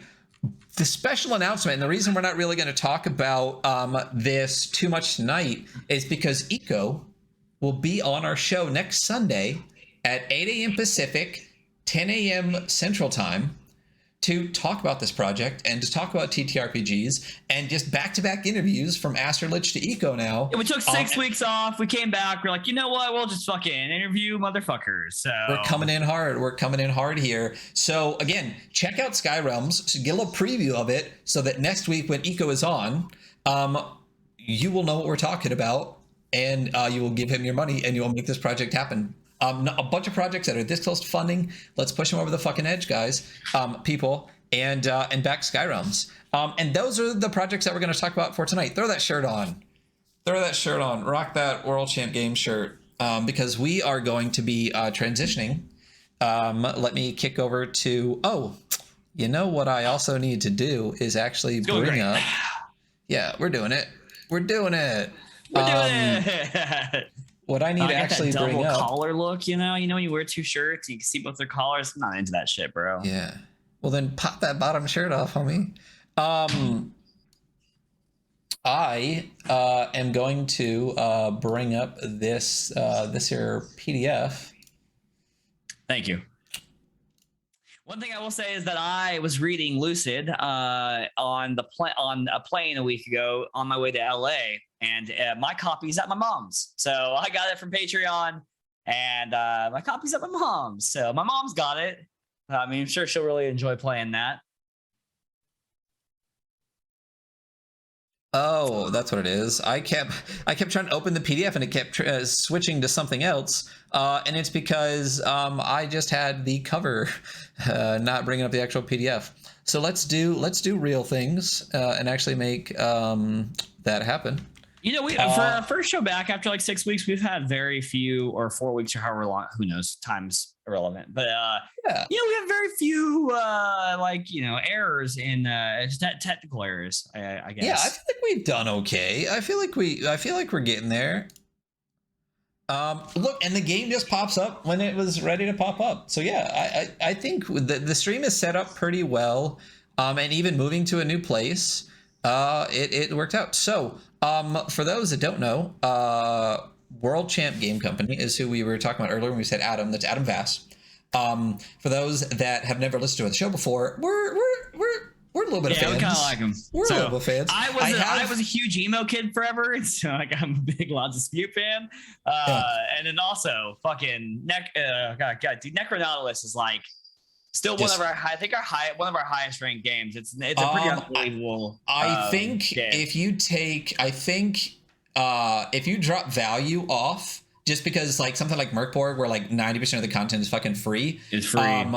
Necronautilus is the highest rated game we have, like on the podcast, period. Yeah. I think by at least a point or two, above Merkborg and stuff like that. But if you listen to this podcast at all, you know that we're big World Champ Adam Vass, just as a person and as a creator, fans here on the show. Fanboys. Absolute fanboys. So we've done Necronihilus. We're going to do Lucid because it's the newest thing that dropped. So we have plans to do whole episodes where we just go over a bunch of World Champ zines. And there I would are like love a ton of zines, you know, and it's just cool. So like right now we did an Yeah. interview and we have like a little bit of time before I have to go take some quizzes because I'm in college. I'm a beautiful college girl.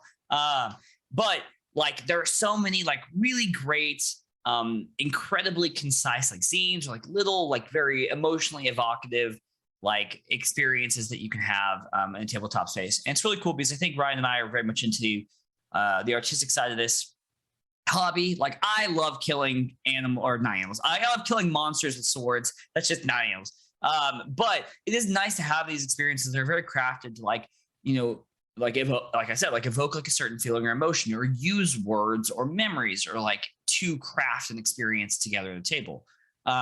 So yeah, having said that, this is Lucid, a consciousness manipulating tabletop role-playing game by Adam Vass. If you are a backer of World Champ Games or Adam Vass's Patreon, which I highly suggest, this was the May 2022 project. It's pretty much every month there's a project. June, March, April, May. What was April? So I wonder if April's right next to me. Well, and one of the cool things about Chainface is April. There you go. One of the cool things about it too is if you do back the Patreon, you only get charged per project, not per month. So if Adam doesn't drop a project for a month, you don't get charged. You only get charged when when a project actually drops, which is a fantastic way to do it. Because if something comes up, you know, people feel like they're still, you know, they're getting what they quote unquote paid for or whatever to back. And it's just a really, really great way to run a Patreon. So obviously we both back that. Yeah. Mine's in California. You're in California. Yeah. So cool. Moving on, we're going on to the first page where it just, you know, like first off, this is a fantastically styled book. The background imagery, it really evokes just like it's where you are dream warriors in this, and it has this very dreamy color scheme, and it fits very well with the theme. So Lucid is the name. Like it says, this project is made possible by Adam Vass's backers for May 2022. This game is inspired by consciousness hopping movies like Possessor, Nightmare on Elm Street, Inception, Waking Life, which I actually haven't seen, and more. Waking Life is so good. Is it? What is it? It's hard to describe. You just gotta watch it. Like, okay. I mean, I know that's kind of a fucking cop out, but it's you should watch it. It's very interesting. Describe Inception for me, bro. You know, it's a thing that's inside a thing that's inside a thing, man. That's super easy. I don't understand. By the way, I also would like just shout out. I actually do enjoy that movie, and I think when it came out, everyone's like, "Explain it to me." I'm like, I don't think it's like that, like mysterious. Like, I think it's like was that a thing? Did Inception? People not get totally. Inception? Absolutely, yes, totally. That was absolutely a thing. And I was people like, need to pay attention. That was not a difficult movie to understand. Well, it has some internal lore, but they lay it out pretty well, you know. Yeah. So one of the things I love about another part of this page where it talks about, first of all, as you said before, Adam is with La Dispute. So a lot of the games have music orientation to them. Yeah. There's games with Death Cab. There's there's one that's got similar cover art to like Metallica, whether you like Metallica or not.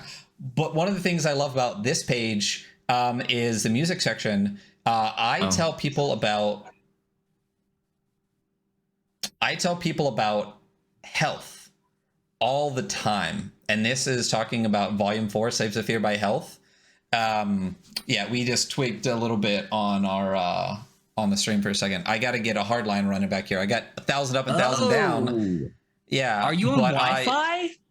Yeah, I gotta be. I haven't got the wire going yet. Sucks. It does, but I'm still getting like 750 up and 500 down. It's just a little unstable. But when I get it plugged in, it's 1,000 up, 1,000 down. Maybe I should open the door.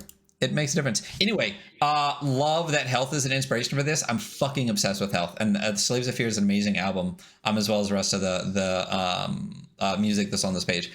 Anyway, continue. So I guess moving forward, like you said, there's a content warning. This covers potentially psychological strife, physical violence, manipulation, and coercion. I can talk. Disassociation, horror themes, and imagery. You are venturing into dreams and nightmares. And the thing about nightmares is that sometimes they're unpleasant, which is why they're nightmares.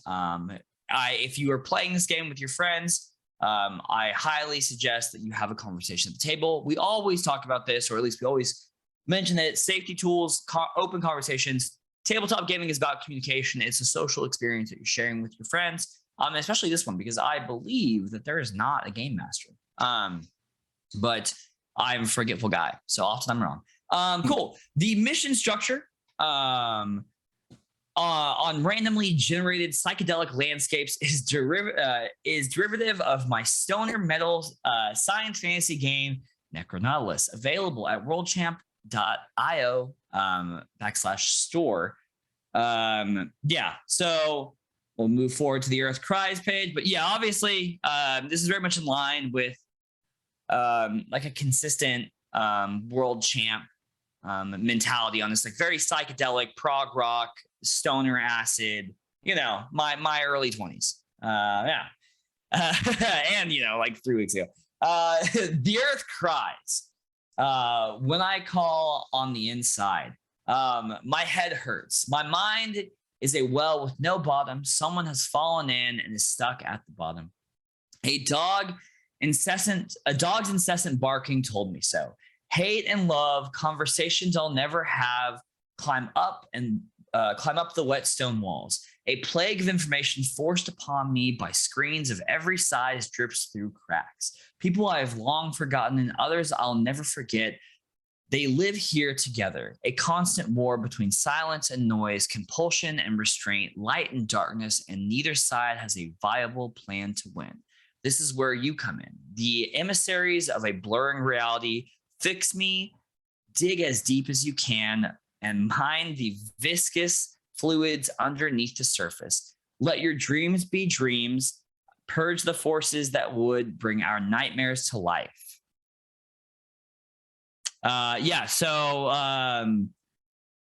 Really strong opening right there. Like very poetic, strong opening.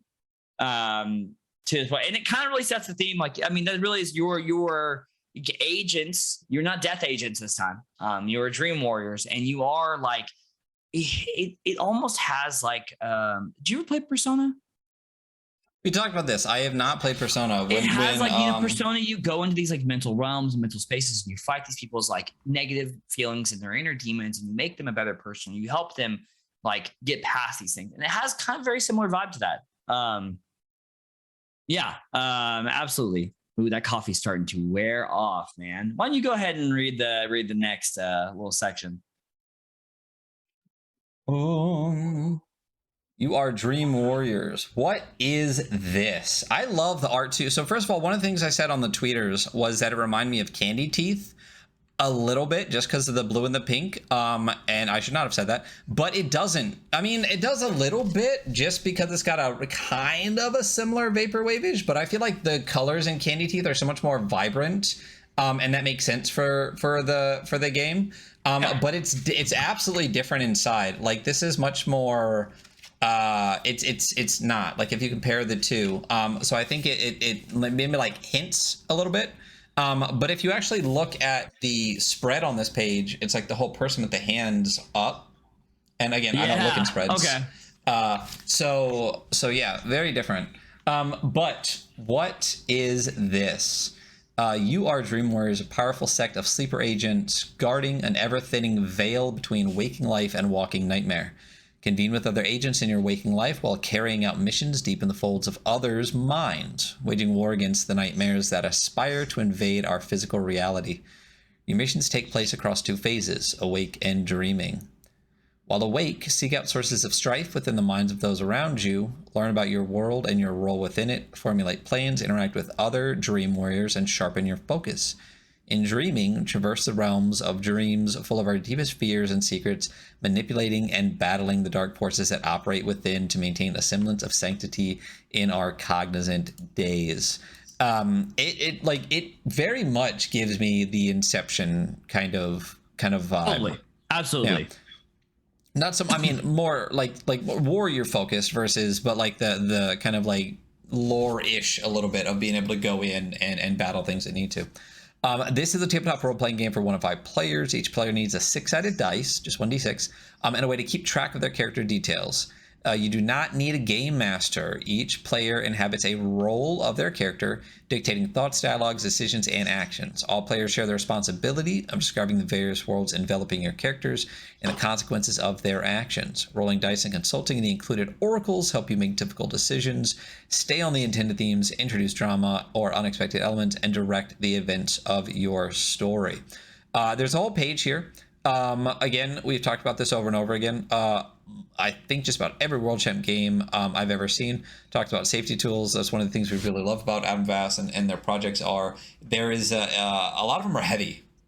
There's some heavy shit. Absolutely. Yeah. You know, but they make a very concerted effort to talk about lines, veils. A bunch of them have like the Olivia Hill rule that basically says, fuck you fascist. If you're fascist, don't play our fucking game.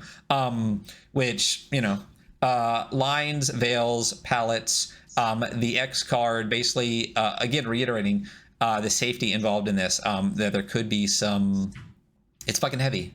It's a heavy game. It is. And in like, it's funny because we go over so many games, and there's such a range of like emotional feels to the games and like what they are about. And like, we come back to World Champ games. We go through these World Champ games, World Champ games. And they are like, there is a heavier atmosphere to them. And so when you sit down at your table, like you kind of need to have these conversations. And like, you know, very often we touch on these games that are just like, this is not for playing with your everyday game group potentially. And like this one, I am stoked to play it. My regular everyday game group, I couldn't play this with them. You know, I think I could play it with you and I think maybe a couple other people, but like this one's a very limited scope for me. And that's good. Like it's not a bad thing. It's like these are the people not at all. Because you kind of want to like have like these very genuine, like soul bearing moments. So you kind of need to be comfortable around those people and know where the lines are, you know? Absolutely. I mean, one of the reasons that we haven't really played as many World Champ games like on stream or anything, is for that exact reason. I fucking cry on stream. Right? I mean, I mean, some of this shit gets really heavy. And I do think that I definitely would genuinely like to be, like you just said, around a very specific group of people in a very specific setting. And I do think some of those, I don't think all of the things that I would want with some of these games I would want in a stream setting. But not only that, also the mechanics of a lot of these games, the way that Adam thinks about games. It for people that have only played one kind of style of game, I feel like it I would ease people into some of the World Champ game stuff. That's a little bit heavier, and really expand them on why am I brain farting so hard right now? On the stuff. Emergent storytelling. Not having a storyteller, like the group and the things that you do and things like that, and how the story like emerges from play is a really heavy emphasis on a lot of the games. And people that are only used to having like a GM and kind of being guided through a story. Yeah, and it's like you can very passively play D&D, you know, right. And not just D&D. A lot of games that are very GM focused, and they have this like very centered around like, the guy, he's holding your hand through a story, and you just gotta like react. You know, it's like you have to be the driving force in this. But moving forward to the Dream Warriors page, and it's got this great little graphic. This how would you describe that? Find me a word. Paint me a word picture. Paint you a word picture. But the thing is, like, again, I should probably bring this up in spreads. It's like vortex sinking in, black hole, like you're talking about the graphic up top? Absolutely. Yes. Black hole. It's like I mean, it's wireframe's good, I think, but it's how I imagine gravity looks like when you're bending space-time downward into the flatness of space. Did you ever see the episode of the Simpsons where it's like one of those scary house ones where he goes in like the three-dimensional world? And I wasn't allowed to watch Simpsons as a kid. Oh, that makes so much sense. Yeah, I've heard my friends. All right, moving forward. Dream Warriors. It's our first time back on stream, so we're a little rambly. Give your character a name, pronouns, and a look. Each character has three traits. Background, your waking life occupation, who you are on a day-to-day, right? Speciality, your dreaming life forte, and fear, your frightening soft spot. Each background speciality begins with a single plus rank. Choose from the tables provided or make your own. Characters can have same backgrounds or fears. Each character should have their own unique speciality. Like it would make a lot of sense for you all to be office drones that work together. So it would make a lot of sense for you guys to all have the same occupation. But like the dream side focus speciality should be something that is unique to your character. What do you give like to this group? Once you know your dream warrior, discuss them with the other players. Talk about missions you've done together in the past and ways you clash or harmonize. Also, shout out this. I like that now. Like, that's a lot of like smaller creators, and I hope the bigger companies are catching up. And it's like, give your character pronouns. Fuck yeah, dog. Do that shit. Normalize that shit, bro. We are about it. It is nice to see. Like, I guess mostly it's when we read like smaller games, because the third-party creators are always like, oh yeah, I have complete control of this, and I don't care what anyone thinks. Like, I'm gonna make this super fucking inclusive, and I'm 100%. I think we're both very here for it. Hardcore. Oh yeah, good contribution. Yeah. I mean, I agree. There's not really, every time this comes up, we say the same thing. So it's just, it's yeah. I mean, anyone who sees an awesome game and goes, oh man, they talk about safety tools and pronouns, blah. Like, Fuck eat a that fucking person. dick. Eat a fucking, just choke on it. It makes no sense. Like, it's literally like, I'm actively just going to be a shitty person to other people. That's my personality. Like, fuck off, like it takes very little effort to be nice. Yeah. To just like, I mean, also like, it's just, yeah. Okay, moving forward. Fuck them. So we have on this page the examples of background, speciality, and fear. Backgrounds. I feel like backgrounds are a pretty straightforward one. Like, you know what jobs are. You live in the real world, but you have coordinator, artist, driver, technician, medic, and grunt. Oh God, am I a grunt? I'm gonna roll 3d6. Is that cool? What's up? I'm gonna roll 3d6. Oh yeah, let's go ahead. God, I'm so far. We took a long break. I got 614, so I'm a fucking grunt. You're a grunt. Bouncer, fighter, soldier. Specialty. I got 1, so sensory enrichment. Sensory enrichment. Mm-hmm. And my fear is number 4, thalassophobia, the fear of the sea. Which, you know what? I don't have a fear of the sea in real life. You really don't like it, though.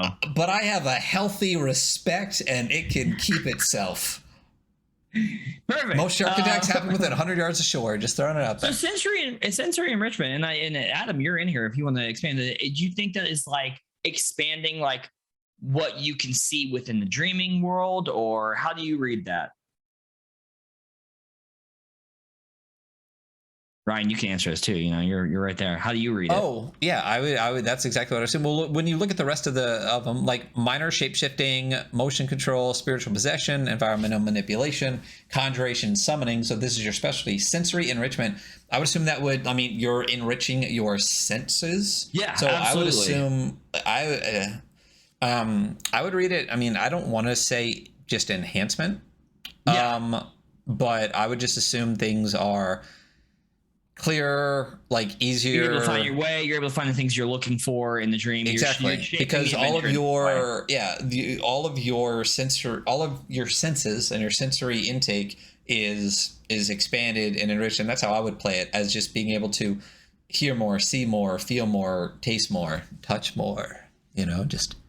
Just God, you really had to go there, huh? I did, and I did. Think we all know that if I got to choose, I'm gonna go with conjuration summoning. Of course you would. I mean, that's just I am the Lord proxy fighter, and God damn it, I love having my minions. So I would go with spiritual possession. That also tracks. Glad we're sticking to it. I'm glad we're us. Yep. Yeah, glad we're still us. Yeah. So moving forward, in waking life. In waking life, you are indiscernible from anyone else around you. A sect of ghostly strangers on the sidewalk with the secret powers to save existence. You must meet your fellow dream warriors to pursue the peruse the nearby space. Seek out the strife within the realms of nightmare. Organize your collective will and prepare as best as you can to confront the task ahead. So game is divided into like 3 sections outside like awake and dreaming, right? So it's convene, investigate, organize. Is it divided up like that? It's something like that. Those are on the page, so we'll go with that. So convene. Hey, will you go ahead and roll a d6 for me? Yeah, absolutely. 3. So this is the site that you'll be exploring, surrounding thoughts and minds of those around you in search of nightmare threats, because you're trying to fight nightmares to keep the veil between wake and sleep sturdy and stable. So you rolled a what was that? 3. I'm at a party, which sounds like a fucking nightmare. So perfect. That actually sounds like a nightmare for you. You're the one having the nightmare in this scenario. I right? absolutely would be 100. Yep. It is important while awake to stay grounded in reality, beginning with the player who most recently woke up and continuing clockwise. I fucking love just like little rules like that because they're just so like they're perfect for this, but also just like a little weird. Big with the player who most recently woke up, continuing clockwise. Each player takes a turn offering a sensory description of your surroundings, smells, sights, sounds, or otherwise. Continue to add sensory details to your waking life interactions in the following moments. You all get to take turns. You're all at a party together. You convene to the party. What does it smell like? What does it look like? What is happening at this party? I love that. And I love this group role, like group storytelling aspect, and it allows you all to really have this like say in what's going on. Do you want to read investigate? Absolutely. Each player should then in turn highlight a person of interest. They can choose this person for any reason, be they suspicious, animated, despondent, or anything else that interests you. Choose from those provided or make your own. Agents can interact with these POI by asking another player to voice their thoughts and speech. Each is distressed by nightmares in unique ways, whether they allow it to affect their day-to-day interactions or not. Use these moments to delicately explore the troubles each person might be experiencing and getting a vague understanding of the corresponding mission ahead. You do not need to learn everything during this stage. Most of your exploration will take place in the dreaming phase. Use the pre-made adventure at the end of the zine to skip this phase altogether if you wish. Which we won't read. If you want to read the pre-made adventure, you can buy the fucking zine. We don't read adventures because you can buy the fucking zine. Yeah. You know, I really like this. But once again, like it really goes back to like I could play this with a very specific group of people. Because you need people who are like, I am fresh and ready to tell a story. You know, like at any point in time, if I had to DM or GM or whatever, I am ready to improvise 70% of a story. And this really like allows you to kind of flex that muscle as you can sit around with your friends. And like you can all group improvise a story, and like that shit sounds so fucking tight. I love stuff like that. I also think this is a game that very much like, if you like, not necessarily this is the same thing, but if you like the solo journaling games where you have to self-drive the story or the narrative, like this is very much in the vein of that, but it just brings in your friends, you know? Which, you know, you could still do this by yourself. You know, you could be a dream warrior in your solo adventure, and there's nothing wrong with that. And I still think that shit's tight too, because I love Persona. So not that this is not exactly the same, but you just organize. Once there are a number of persons of interest equal to or greater than the number of players, the group decides which to pursue. Consider the intensity of the nightmares, the perspective of the person of interest offers to their dreams. excuse me, that may complicate your mission. So basically, what are their nightmares, and how does their perspective like complicate these nightmares? Like, how can you fold in their like perspective in the real world into their like nightmare adventure? Super cool. And how your background, and also figure out how your background's specialities and fears may help or hinder you. Like, is this person, is their nightmare them on a boat in the ocean and like combating against a sinking boat? Is your fear of the ocean? How is that going to make it more complicated to like help them? Or, how will that hinder you? That sounds like a nightmare. It sounds fucking, but it's great. Like, it's super great. Narratively, you can make something that's very strong, and you can like seek to. One thing I like about games like this is there's so much empty space.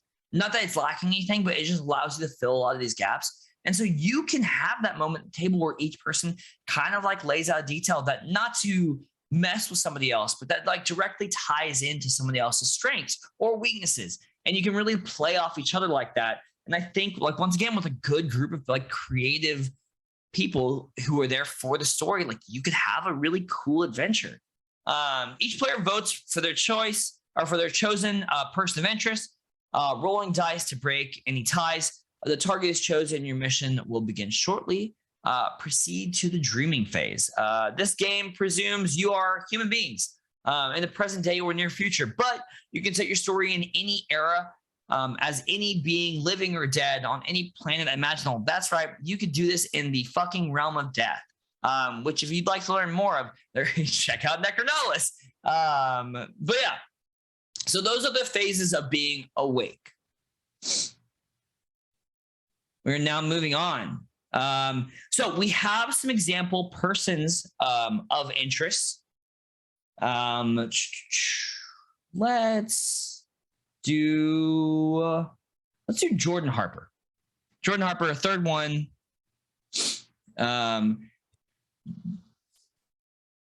Jordan Harper tries in vain to get her kid to eat a snack of vegetables. Various blotches of past snack stains her otherwise fashionable fit. In her dreams, the house feels familiar but foreign at the same time. A vintage clock ticks loudly on the wall. Hallways lengthen and twist between her and her child, with shadow nightmares behind each illusionary door. And that is a great example of how to take an issue that is totally mundane and having it become like a horror nightmare adventure. The space between her and her child, as she tries to get her child to like be healthy and like do what she needs her child to do, creates this like scary gap, this nightmarish gap where ghouls and goblins are hiding behind doorways in her nightmare hallway. And then you as dream warriors get to deal with that. Super cool. Very cool. I think that like this is very rife with, I think for me personally, I have to play this a couple times to get really warmed up and into because you want things to be epic, like especially coming from other tabletop, you want things to be epic and large, but really at the end of the day, like the stuff that we all deal with that gives us all anxiety or gives us, or not gives us depression, but causes like a add to our depression, like makes our life harder. They're not dragons, they are like what people would consider mundane issues. And those in and of themselves are terrifying.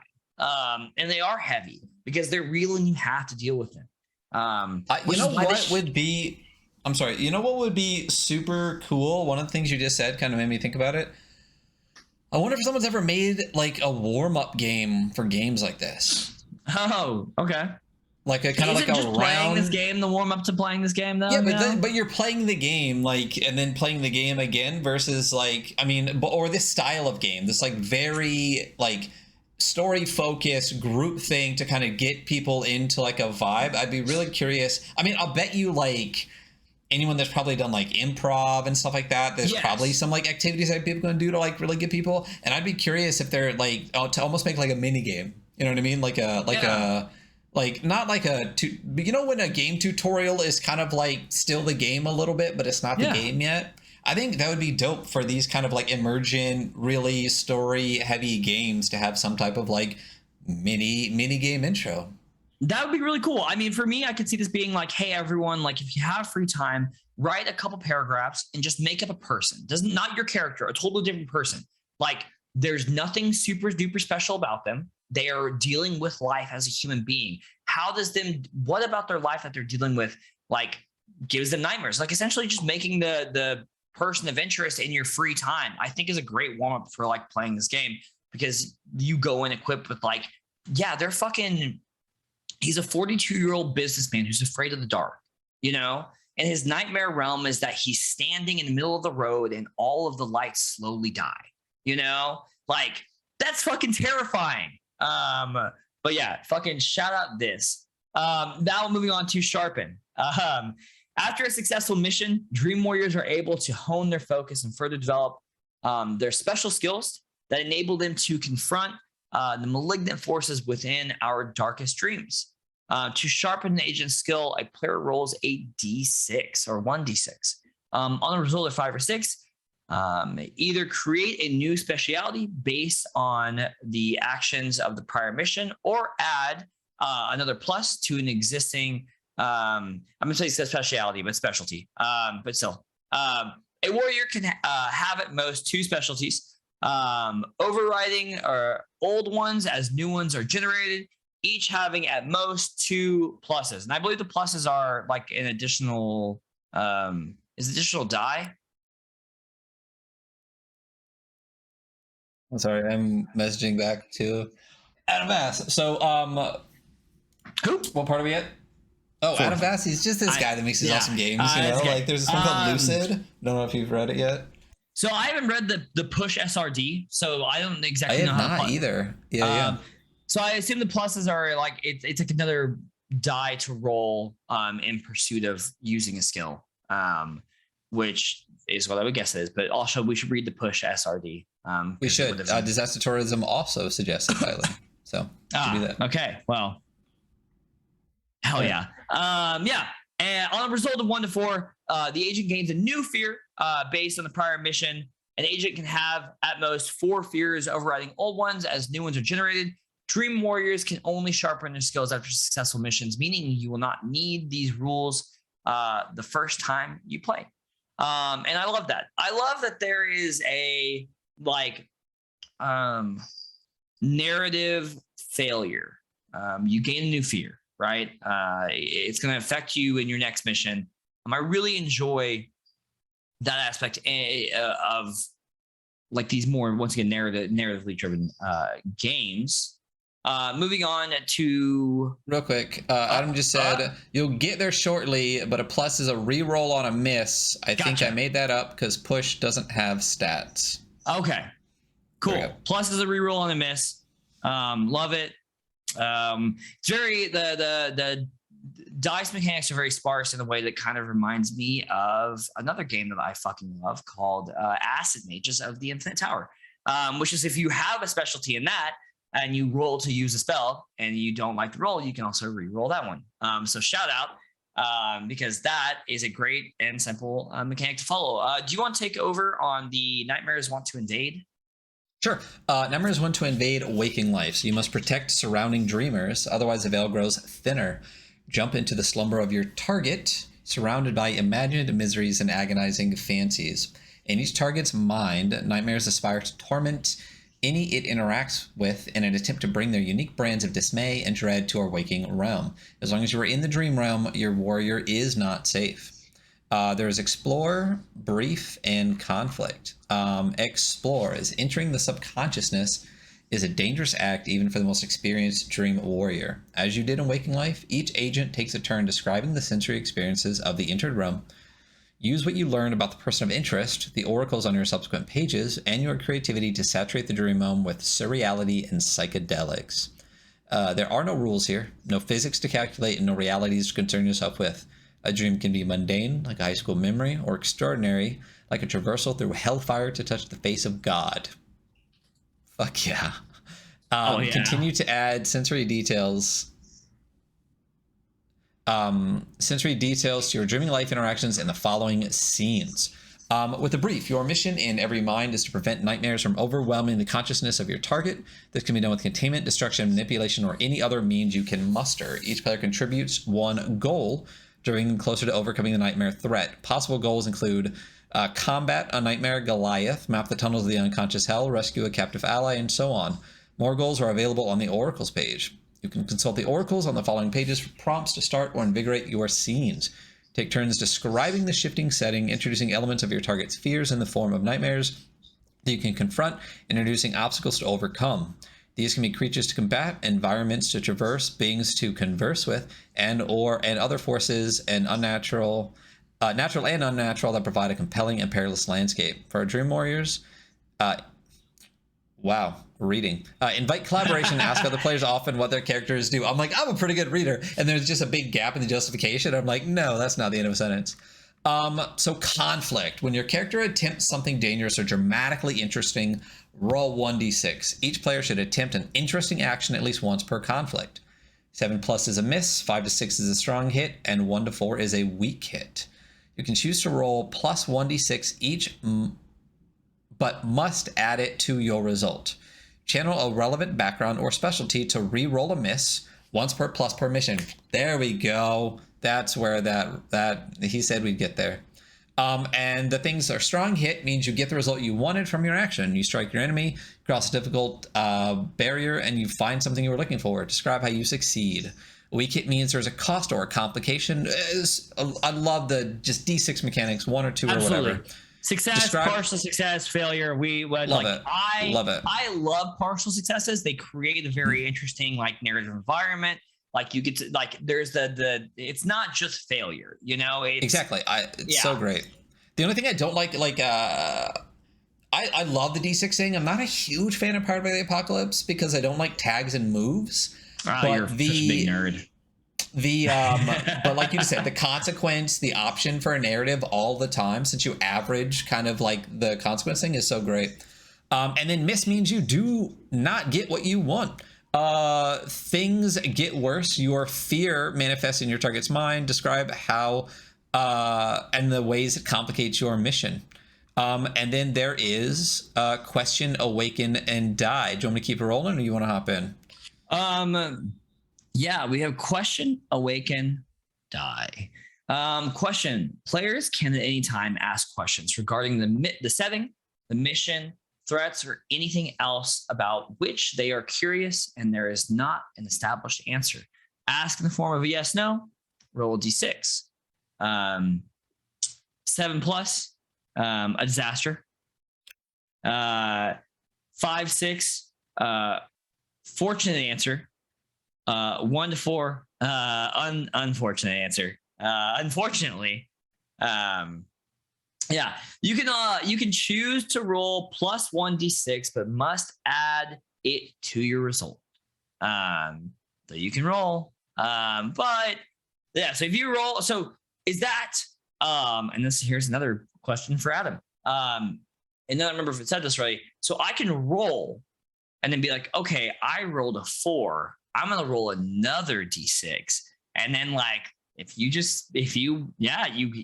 you rolled a 6, it's a 10, you're just fucked. So it's disaster. You're fucked. Yeah. I love so it. you can just decide after the initial roll. You don't have to decide before the roll. That's how I would play it. And I love that because we know that 2d6 is the bell curve that gets you 6 to 8. I know PBTA games, all I do is 7 to 9 because they assume there's a +1, but the average is a 6 to 8.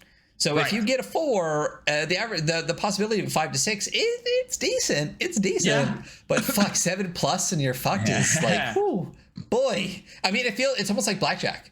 Do you hit on 17? You know what I mean? So fortunate, unfortunate, disaster. They're very self-explanatory, right? Oh, actually, Adam says this D6 is the core of push. Basically, most of the time you're gonna get weak hits and minor failures.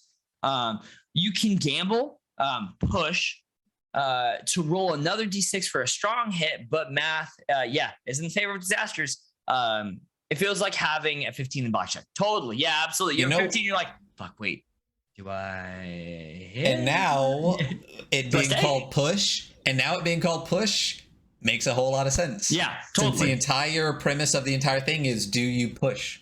We really should have read the Push SRD. We should have read the Push SRD. Listen, I've been working a lot, and I'm in school. Dude, you're moving. You got a new job. Honestly, I don't even have there's nothing even on the. I got a can. Is it a can? Yeah. So back to it. Fortunate, unfortunate, disaster. Fortunate is a positive thing. Something good happened. You know, one of the examples is the acid beast dead? Yeah, it's dead. Unfortunate. The opposite. No, it's not quite dead. And disaster is the acid beast is actively chasing you down and going to swallow you. But yeah, so like very self-explanatory. There's a really great I can't remember what the notes are, but it was like a 10 rules for writing like RPGs. And one of the things is like call a thing a thing. If there's a word, use the word. And you know, fortunate, unfortunate, disaster. You need to read the explanations to know what disaster is. You know, something real bad. Yeah. Awaken. Win, because you will succeed. Your group accomplishes at least one established goal from the mission brief, or once you collectively miss 6 times, your target awakes. All Dream Warriors are purged from their mind and sent back to the awake phase. In the event that you accomplish at least one goal, your mission was success. Your characters can sharpen skills in the awake phase. On your next mission, the number of necessary goals to earn success increases by 1. So 1 success, then 2 successes. I mean, that's pretty cool. If your group amasses 6 misses together, your mission falls short and your target becomes tormented by the nightmares. Now another manifestation of pain and anguish in our waking lives. The nightmares make another major step forward in their ongoing attempt to invade our conscious realm. Your next mission will be more difficult. Brutal. Wait, did I have a cough on our last episode we recorded? I feel like you have a cough every time. I still have the same cough, if so. Bro, get better. Drink some water. Also be set. Beer? Beer works. Smells like water. Die. Dream Warriors can only die if their player decides to. So dying can make for an interesting and emotional moment in your story, but can also limit your options moving forward. If you think the moment is right, you can simply state that your character dies in the scene, continue playing if you feel like it, introducing a new Dream Warrior, or focusing on adding sensory details and conflicts to the dream realm. The other players continue to explore. We love a game as much as we love brutal super mechanic games where it's just like your character dies and you get a new one, you don't have any choice about it. Yeah. I love the more narrative games where it's like, if you're gonna die, it's a part of the story.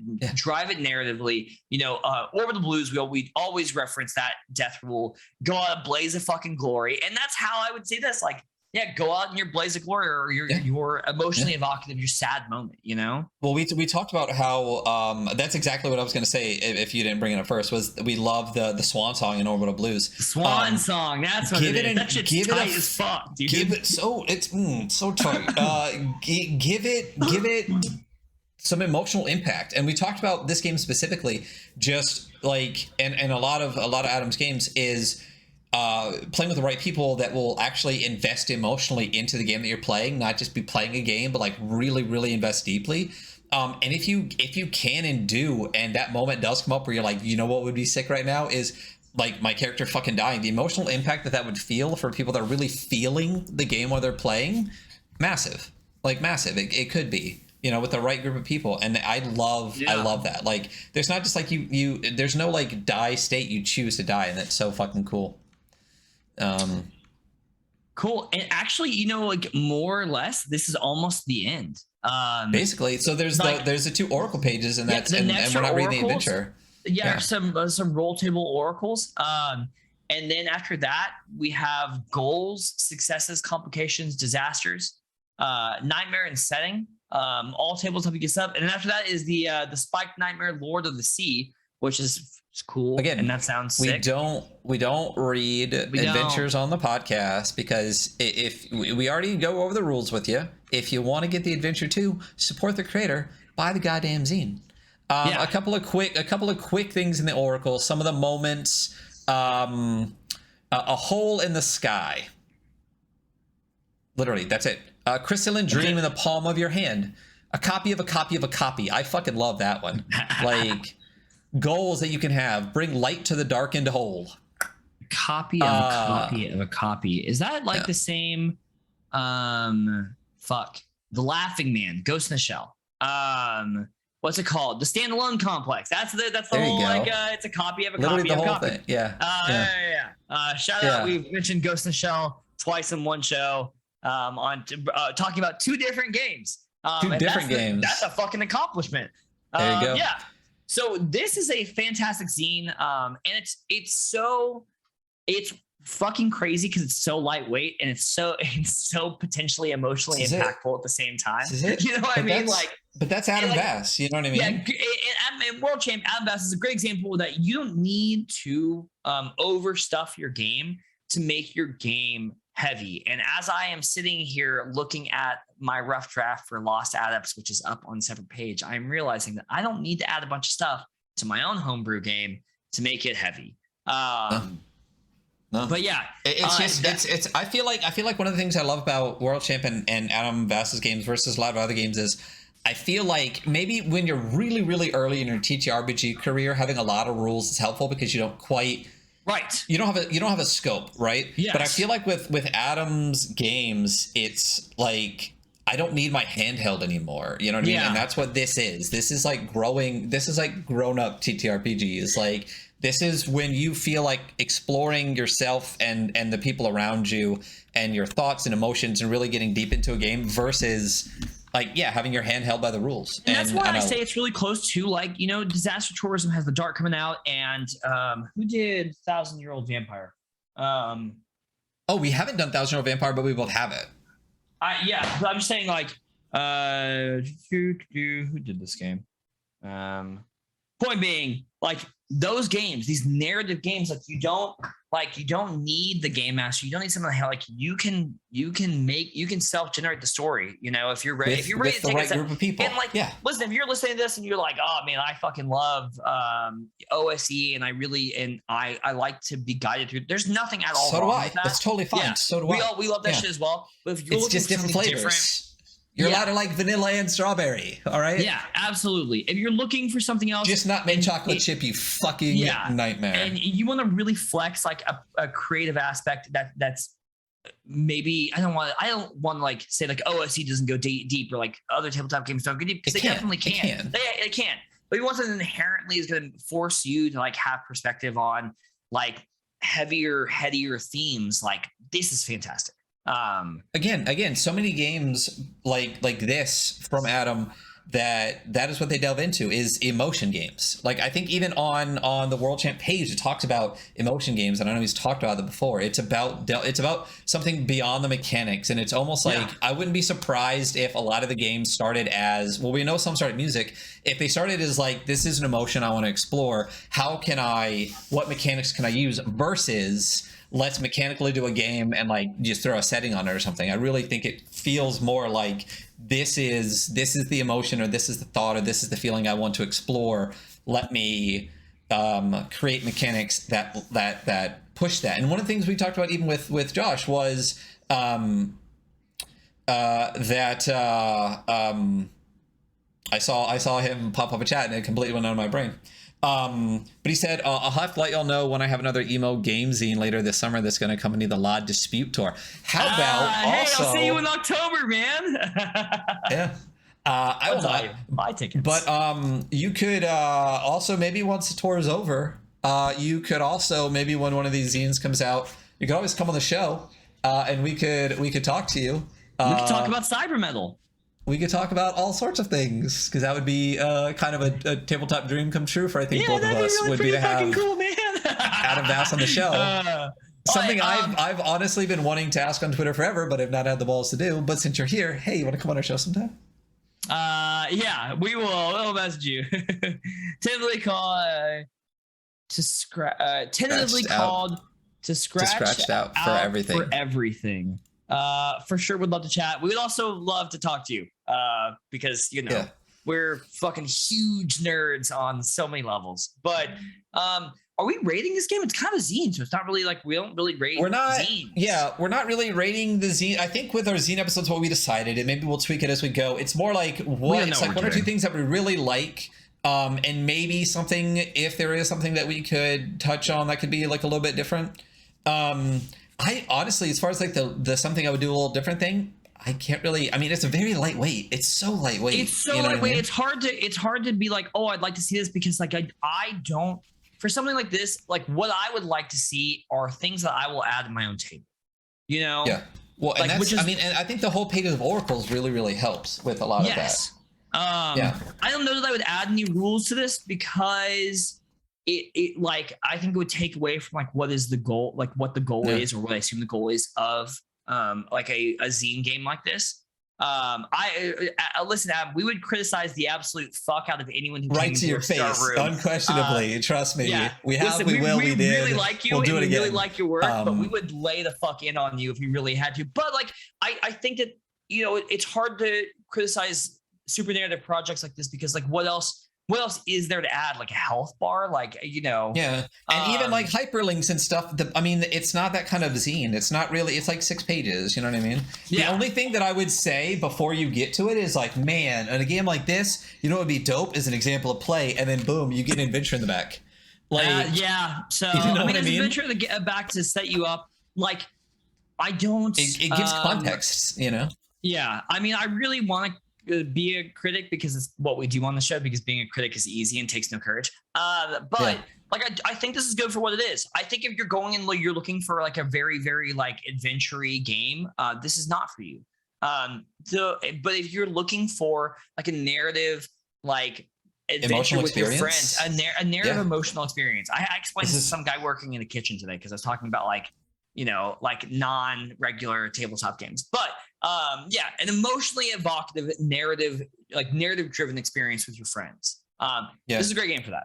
And a lot of, and again, that's what these are emotion games. That's what Adam does, and that's one of the reasons we love the fuck out of World Champ. I mean, Adam just says, I'd bangers. also say, even though this game was a derivative of Possessor, it's also like an examination of empathy. The idea that all humans around you at any moment are experiencing strife, and you have some small ability to help them. Lucid just makes the help literal and trippy.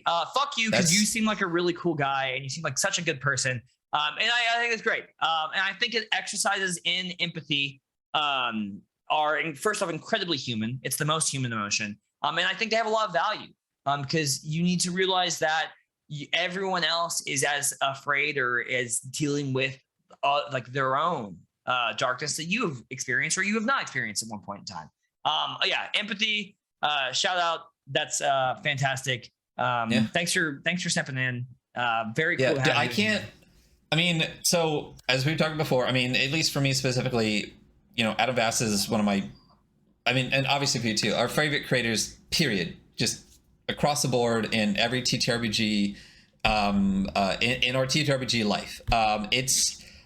I'm glad we picked this one, and I'm so glad that Adam's actually in our chat right now. And one of the coolest things with this podcast in general that we've been able to do is meet a lot of amazing people, and actually being able to have the creators in the podcast is like peak, like this is for I mean, it's amazing for like the listeners, and we hope people get something from it. But at the end of the day, like for us and for me, like this is something I'm gonna call my wife after this and be like, guess fucking what? Like Adam S is actually in our podcast tonight. And